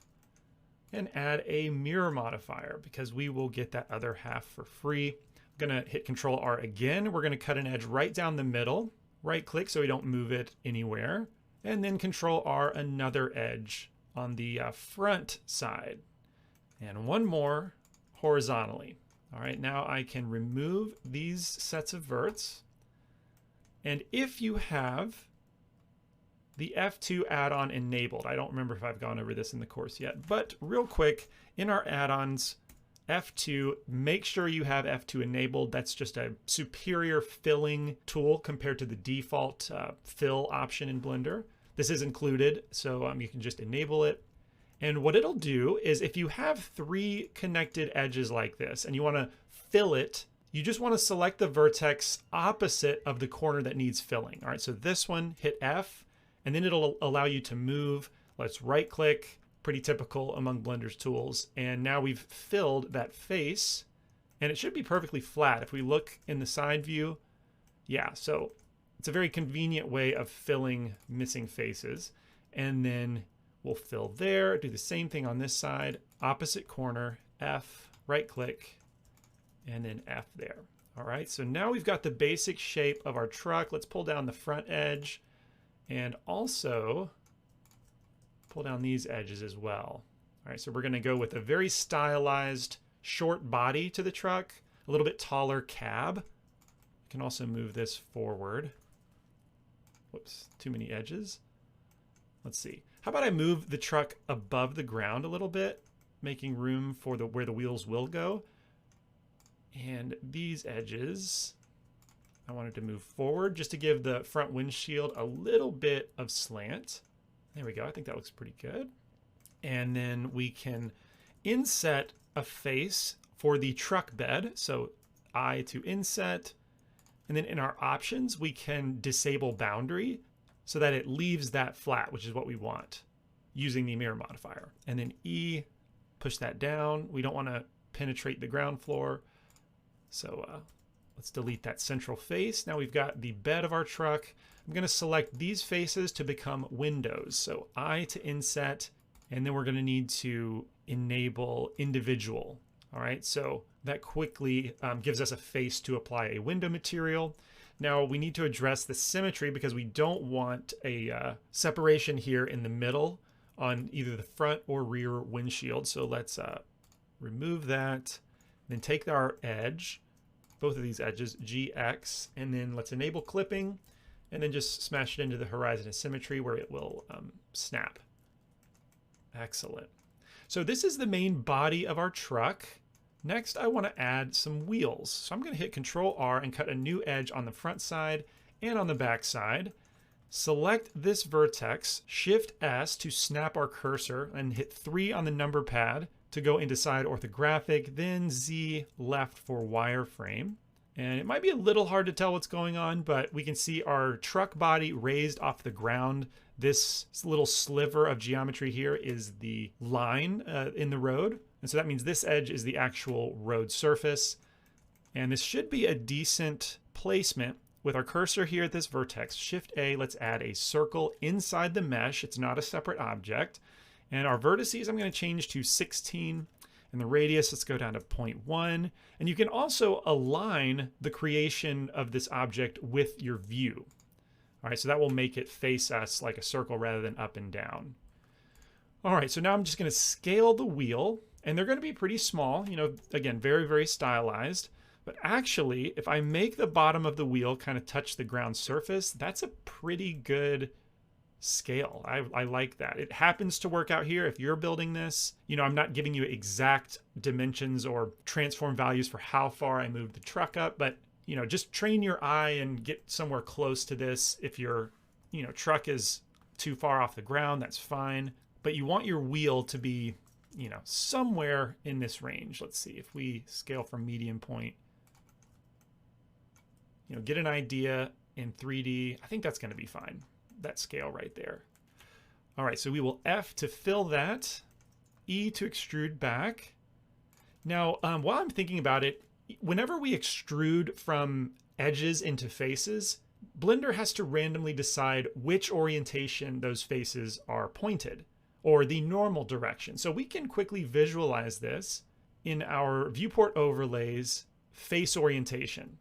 Okay, so that extrusion I just made is fine because everything is blue. Blue means the faces are pointed outward, which is what you want. However, as we can see on the curb here, they're red, which means it's essentially inside out, just like if you were to flip your shirt inside out. And generally you don't want this unless you know what you're doing, because there can be some consequences with modifiers and shader artifacts if you leave unintentional geometry inside out. So I'll tab into this object, and all you have to do to fix it often is you can select the whole mesh, and Shift in will recalculate the normals. But sometimes when you just have a flat plane like our street surface, it doesn't know which way to flip them. Generally, it's very good whenever you have dimensional geometry, but with the flat planes, it's usually kind of random. So if you get anything red, let's select that, Shift in, and then just choose the inside option, and that will flip it the right way. But now all our geometry, at least on these objects, are good. I need to recheck the others that we've already created, but I probably should have said this earlier. It's just another thing to keep in mind as you're modeling, awareness of your face orientation. And I actually like the blue visualization. It kind of makes our modeling workspace a little more intuitive. All right, back to our truck. All right, so we have our wheel thickness. I could also, inset a face here for the hubcap. But next, I want to select the outer circle, the original circle that we created this wheel from. And in the side view, in wireframe, I'm going to Shift-D, duplicate it, and then hit S. So I just start scaling it up a little bit. This will become the wheel well that our wheel will sit in. And we need to incorporate this into the body of our truck. But first, I'm going to deselect these top verts because I want to keep them, and I want to delete everything below. All right, now this half circle, whoops, we lost everything, is going to be incorporated geometrically into the wireframe of our body. So I'm going to delete these two verts right here, and then fill to bridge the gap of our shapes. Now, I've selected these 5 vertices specifically, and it's going to create an n-gon. If you have any knowledge of the rules of modeling, n-gons are often off limits, but they're going to be fine here. This is very simple geometry. We're not going to be deforming this model. We're not going to be adding subdivision smoothing. It's going to be fine. So I will fill these 5 verts and then continue around, also filling 5 verts at a time until it's all filled. Excellent. Now we can take this half circle again, and then I want to E and extrude till we hit the horizon of symmetry. I think we'll leave it like that. We're not going to ever see underneath the car, so that's going to be fine. Fill the open faces, and that's how we incorporate wheels into our model. Let's do the same thing on the back side. Let's see, I'm going to select the wheel well, and then L to select the wheel, and we will duplicate this, Shift-D, Y, and I want to snap it right here in the center. We've got vertex snapping enabled. We're using closest. Now, if I try and snap, it's going to take whatever vert was closest to the point I'm snapping to.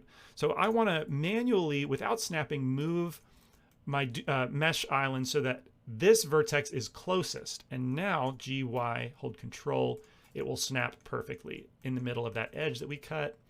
All right, we will incorporate it the exact same way. Delete these 2 verts and then fill 5 verts at a time. Now the 5 verts is not special other than the fact that it's going to create kind of uniform geometry for bridging these 2 pieces of the mesh together. Whoops. There we go. Okay, we have a little bit of a problem. All right, so the bed of our truck is intersecting with the wheel well. We could just bring the faces up until that's not a problem. The issue with that is our truck bed becomes kind of laughably shallow. Maybe I'll do something a little different here. Or is that even a problem? Like, do we just roll with that? It is common in reality to have a little bit of the wheel well showing, but not all the way across. So maybe for the back, I will need to cut an edge loop here. and just limit how far the wheel well goes in. The street is actually kind of getting on my nerves. Let's hide the street. Now we can see up under the car very easily. All right. Let's see. Basically, I need to delete this portion of the wheel well. I'm going to fill the entire half circle. Hopefully you can see maybe in wireframe. We're going to fill that and then fill the open face. Okay, that'll work fine. Even though this geometry doesn't make physical sense, you can't have, you know, two pieces of paper like passing through each other the way geometry can in the computer. But I think it's going to work out fine visually. So I'm going to leave this here rather than, you know, creating more physically plausible thickness to this wheel well portion. But I think this is going to be fine. The only issue is that the pickup truck bed is kind of intersecting. I'm going to see if we even notice that. Again, it's always good to keep perspective that we're not going to be zoomed in on these cars. They're going to be far away. We're interested in our macro shots, not the micro quality of this scene. So I think it's going to work out fine. All right, well then that finishes the model except for our pivot point. All right, it's kind of detached in a way that makes no sense. The object origin, I mean, that's what I'm talking about. So I can either eyeball it if I'm okay with it being imperfect and bring down the whole mesh in edit mode until it gets close to this grid line here, or wherever the object origin is. I can use the grid to kind of get close. I'm satisfied with that. It doesn't have to be perfect. A few more steps could make it a perfect placement of the object origin. All right, I'll just show you how to do that. So let's just select one vertex, Shift S, cursor to selected. Let's use our view properties and remember the Z value, or just copy it. Hover over the Z location for our 3D cursor, Control C. And then let's select a vertex in the middle of our truck. All right, Shift S, cursor to selected, and then paste that Z value, because we want the object origin to be central to the object, but also to be exactly flat on the bottom of our tires. So Control V to paste that Z value. And now we can use our cursor's position. That's actually really close. So I'm gonna have to zoom way in. Object, set origin to 3D cursor. And that little movement now means it's perfectly centered on the bottom of our tires. Trust me, I know there's some of you that need that level of perfection, and just placing it by eye never feels good. I get it.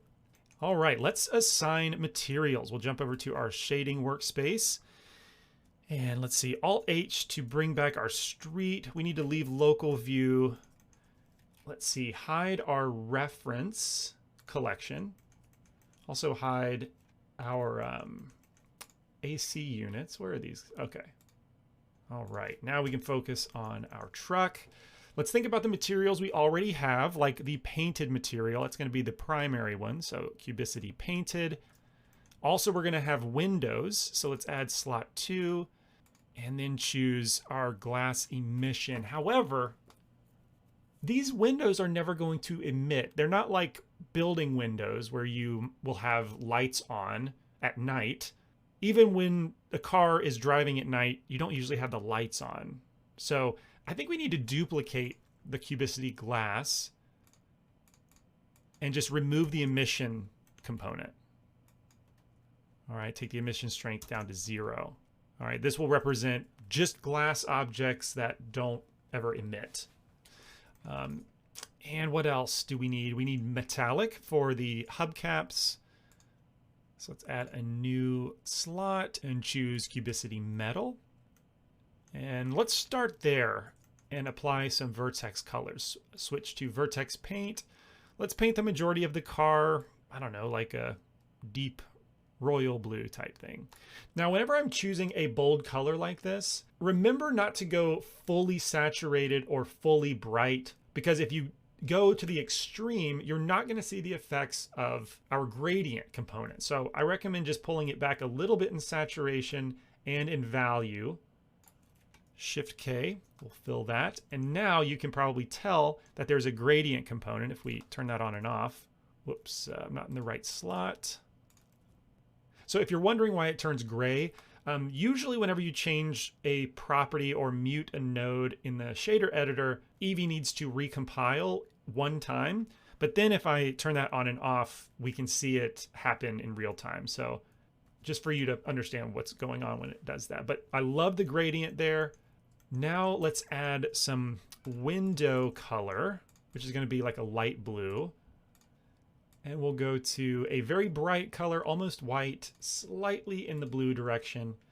Enable face selection masking, Shift K. Let's also tab to edit mode and assign slot 2 for our glass, and turn off overlays so we can see what that looks like. Maybe a little bit too white, and let's give a little more saturation here. There we go. See if I can see the gradient effect. Yeah, mainly gets a little more white at the top. I think that's going to look good. Next, let's address the wheels. We'll re-enable our overlays, select the hubcaps, jump over to vertex paint. Or first, actually, let's just assign the metal material. Assign, then jump over to vertex paint, and we'll make this a pretty bright color, almost white. Let's just make it 0.9 in value. Shift K. There we go. Oh, we've also got some other metal pieces, or at least one more metal piece. And that's going to be a grill, right? So this face right here. Let's just assign that metal material, also the same color. There we go. We need a headlight as well. Let's hit Control R to cut a new edge there. You notice that it stops at the corner and doesn't connect anywhere because it's not a quadded face. So when we get into Ngons, the cut loop tool stops working, or it only works where there's quadded topology. So that's fine. Again, we're okay with Ngons, but that leaves us a great little face for a headlight, which means we need to assign a new slot back to our glass emission, because if we ever do a night scene, these lights will be glowing, and assign there. And then over to vertex paint. We'll make this like a yellow. There we go, Shift K. Oh, and they are illuminated. That looks cool. But let's go ahead and turn that off, the emission strength to 0. How does it look in the daytime? And what's our HDRI? Okay, that's fine. Yellow headlights. Usually headlights are white during the day, and they're kind of yellowy and glow when they're emitting. I'm going to leave that for later if it's something that needs to be solved. Maybe the yellow lights will be fine for stylistic purposes. All right, so we also need to add a tail light then. So Control R, let's add the same material and change it to a red color. I'm not so worried about the gradient appearing here, so I'm just gonna keep it pretty saturated. Shift K. And then if we turn the emission back on, ooh, that doesn't look great. Kind of turns orange instead of red. So maybe we need to change the color to be more red. Shift K, yeah. That's more like it. All right, now for the tires. Let's see. Hit A twice to deselect, L to select our wheels, and then just Shift deselect the hubcap. We'll assign a color, just a dark gray, no saturation whatsoever. And what material? We don't have a rubber material, and I don't think I want to create one if we don't have to. We might get away with a concrete material. So let's add that slot. Concrete. Yes, I know tires are not concrete, but the surface details are kind of similar, especially when we've simplified them for the materials in this project. So I'm going to assign that and see what we think.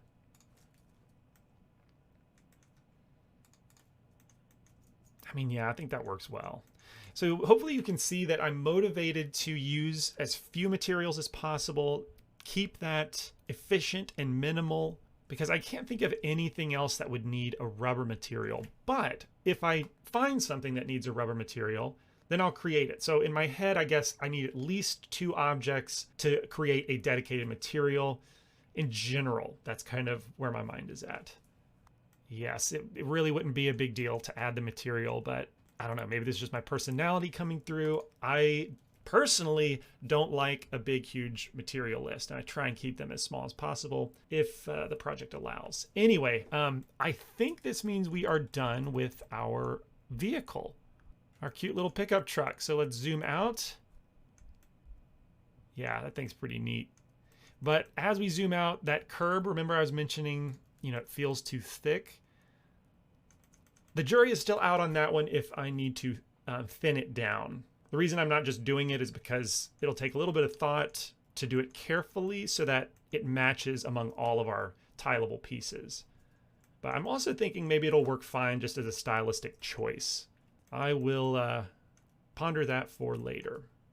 Jumping forward in time again, you can see I've created two other vehicles using the same simplistic modeling techniques, a car and a bus. There's plenty more opportunity for additional vehicles, like a taxi is a pretty obvious one. But this should be enough to make our streets feel alive with some traffic. At this point, we have roads, we have vehicles. Next, we need a traffic light. So we'll hop back over to our trusty Unsplash, and let's look for traffic lights. All right. Okay, so this sort of thing is what I'm thinking, where you have one pole on the corner that hangs two poles sideways in a 90-degree angle, each of which has traffic lights to govern two directions. So this is the general principle, but let's see if we can get like a picture of the entire pole, or at least most of the pole. Oh, this might be a good example. Yeah, so we can keep this really simple. However, we may use a square profile instead of this, what is it, an octagon?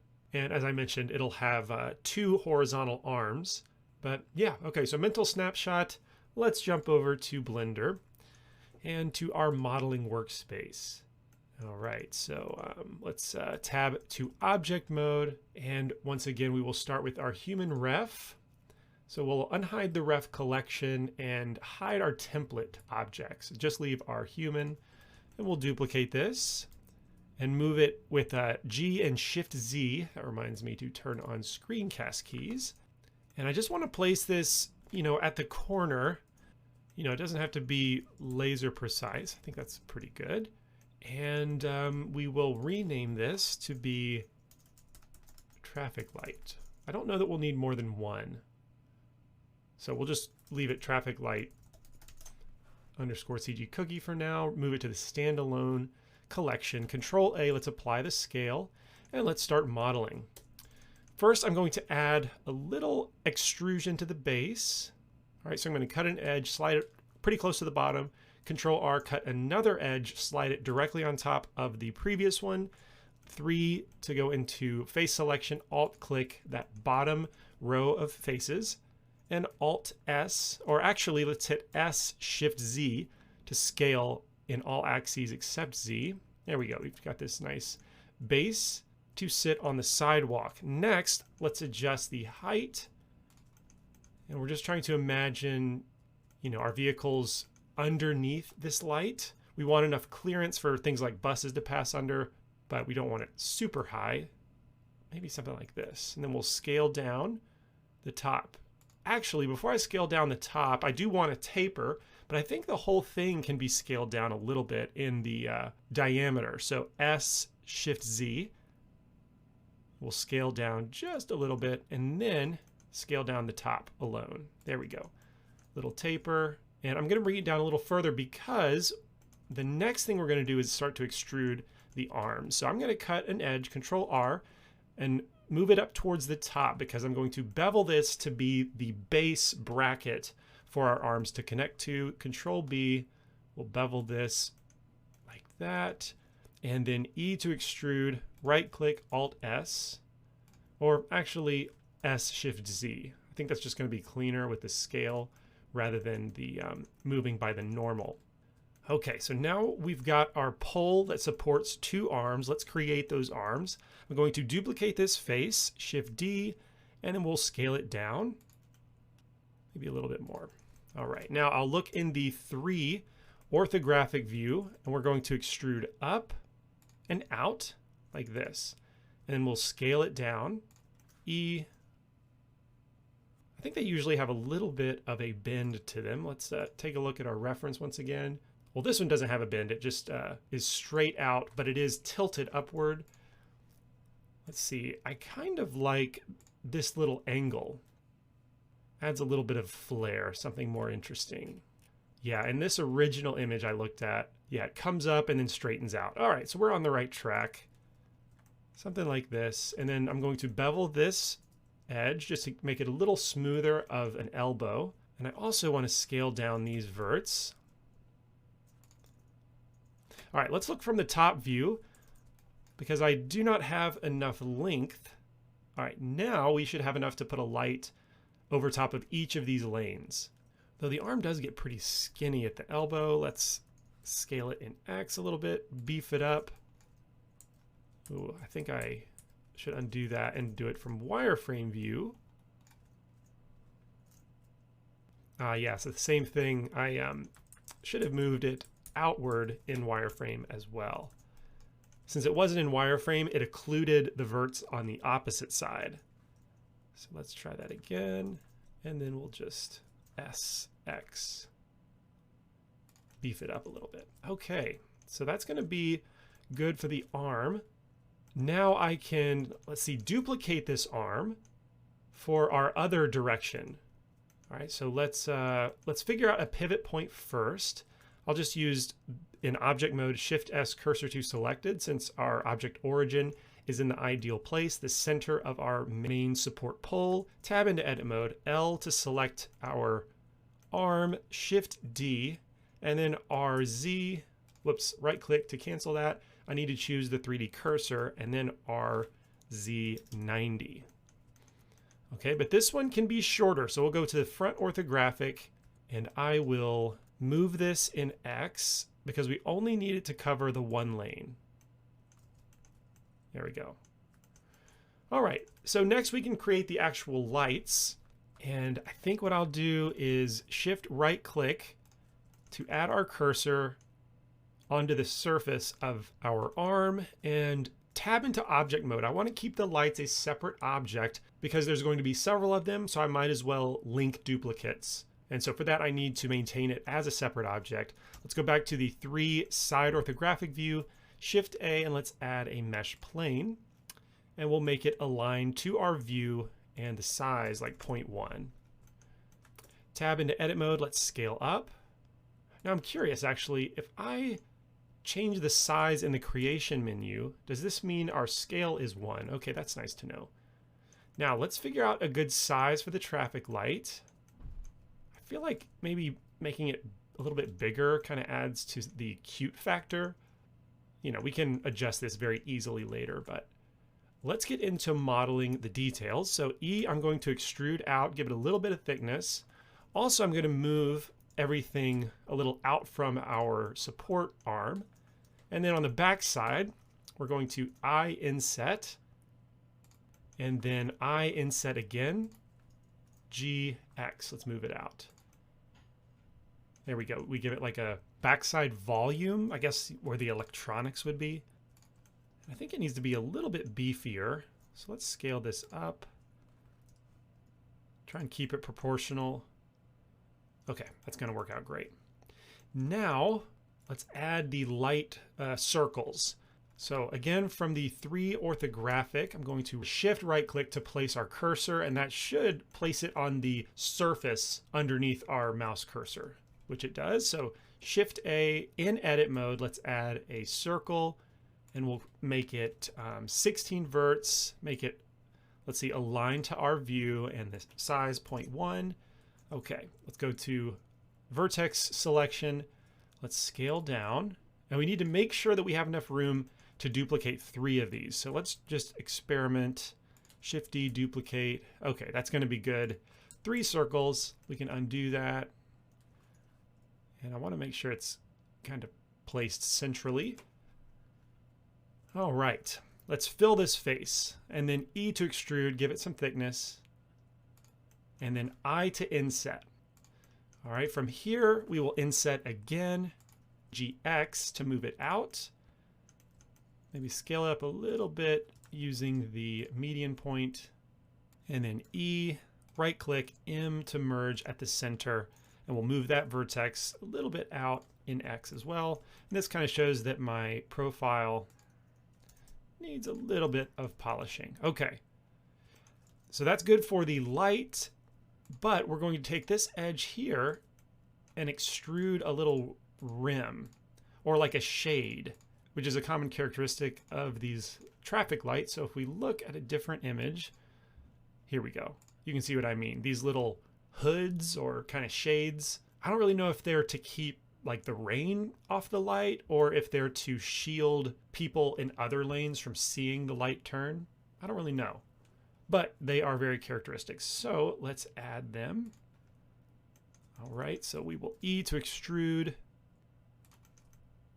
And then I'm just going to take an edge at a time from the bottom and move backward a little bit till we get that certain contour. Just a couple edges, maybe the third one slightly. Okay, that's going to be good enough.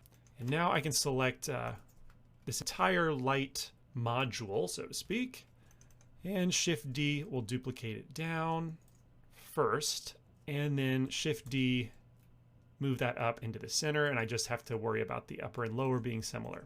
Okay, we've got our traffic light modeled, and all the pieces of the model are in place. We're ready to start adding materials, but I do want to name our objects and duplicate our traffic lights appropriately. So let's rename this to be traffic light underscore CG cookie. Wait, did I already name something that? Okay, so we need a collection that's called this. Since we've got multiple pieces in our standalone collection, let's add a new one, paste it, and now these two objects go in there. All right, so we have the traffic light pole and then the traffic light. Okay, so our traffic lights, let's make sure it's placed in the middle of this lane. That looks pretty close. Alt D, and then we'll move it in Y to put it in front of the, or in the middle of the other lane. Now for the other side, the other direction, Alt D. Well, before I do that, let's put our cursor back to the center of this object so I can use it to rotate. Use it as our pivot point, Alt D, RZ 90. And then we'll switch to the median point, RZ 180, to flip it around. Let's make sure from the 7 top orthographic, make sure it's in the middle of that lane. Perfect. Now, if you were like me, it took a minute to realize that these lights don't stretch over both lanes, because if I just duplicate this, well, Shift S, let's put the cursor at the center of our intersection. And for illustration, let's Alt D, R, right click to cancel that transformation, use our cursor again, RZ 180. Now you can see that our original light governs this lane, and our new light that we just duplicated and rotated governs this lane. And then the other side, let's see, I have it backwards. Or no, okay, I get it now. It depends on what we want to do with the lanes. So I've gone with a one-way traffic pattern for our 2-lane. And so we do need this light, but we also need another one. Or one should be enough, right? It just is over top of both lanes. Maybe I'm making too much of this. Do I really care if the specifics of the traffic can be critiqued? Not really. I'm just going for an appealing, believable enough structure to my assets and the layout of the city. So I'm just going to go with what makes sense in my head. And that means to extend this pole and move this to be kind of in the middle. Since it's a one-way, both lanes only need one light, in my opinion. But it does matter that this pole does not need the extra arm. So I need 2 versions of the stoplight. So traffic light double. And then this one would be traffic light single. I think I made an alt duplicate, or a alt link duplicate, yeah. So you can get rid of this. And then I can duplicate the collection, right click, duplicate collection, and this one will be traffic light single. Okay, so these objects, let's select them all. Use our cursor, RZ180. All right, so this is the only one that needs both directions, given the direction our traffic is headed. And this one only needs the single. So I just renamed the objects incorrectly, or the collections incorrectly. Sorry, you are seeing me kind of figure this out in real time. So I'm just going to rotate both of these 180. This one is the single.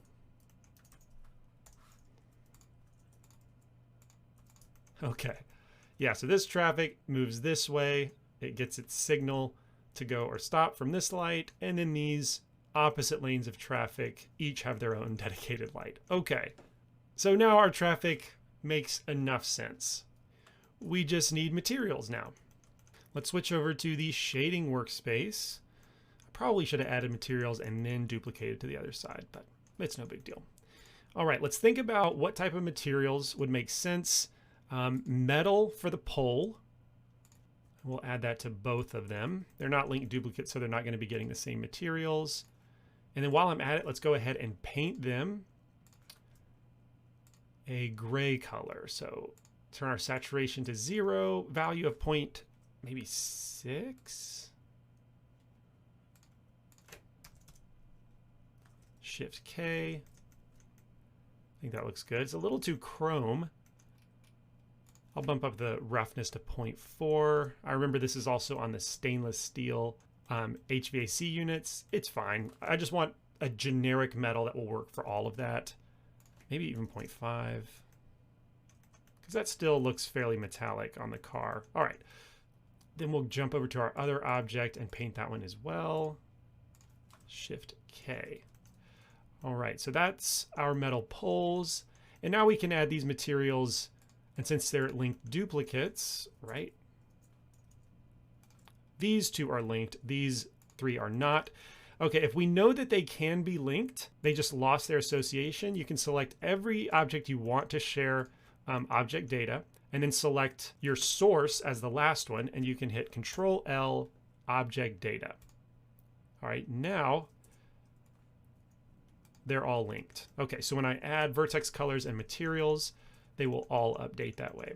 So for the traffic lights, we need a painted material. We'll put that in slot 1. In slot 2, we will put the glass emission. And I think that's all we will need. We also need to enable auto smoothing. Right click, shade smooth, and then auto smooth. Let's adjust this a little bit. There we go. What value is that? About 28 degrees. Gives us that nice sharp rim around our light bulb, dimple. All right, that looks good now. And let's apply some color. So I think, let's look back at our reference. I think I'm going to go with a light like this, where it's mostly black. Obviously our lights are colored, but then there's this little, strip of color around the border of the traffic light frame. And I think you can make that either white or yellow. Yeah, this one's yellow. So you have a few options. There's also the mostly yellow coloration that just has black on the inside of the hood. Yeah, this one's also yellow. So those seem to be the most common ones. So, any combination of those that you like. I think I'm going to leave it mostly black. Let's add a little rim around here. So I to inset. And let's select that row of faces and vertex paint. Let's make it a dark, very dark black, almost black, but mostly a dark gray, maybe darker than that. All right, and then for our edge, we'll make that, we'll go with yellow. There we go, that looks pretty good. And then we just need to color the light. So I'll select the central vert on each of the lights, Control+, and we will assign the glass emission. Let's select this first light, vertex paint, and let's go to our RGB selection, and R all the way up for red, green and blue all the way down, Shift K. I believe red light is on top, right? Yeah, okay, red light on top, yellow, and then green on the bottom. Tab into edit mode. Let's do the yellow now. which is full R, full G, 0B, Shift K. I mean, I don't love that yellow. It's a little, I want it like warmer, a little towards orange.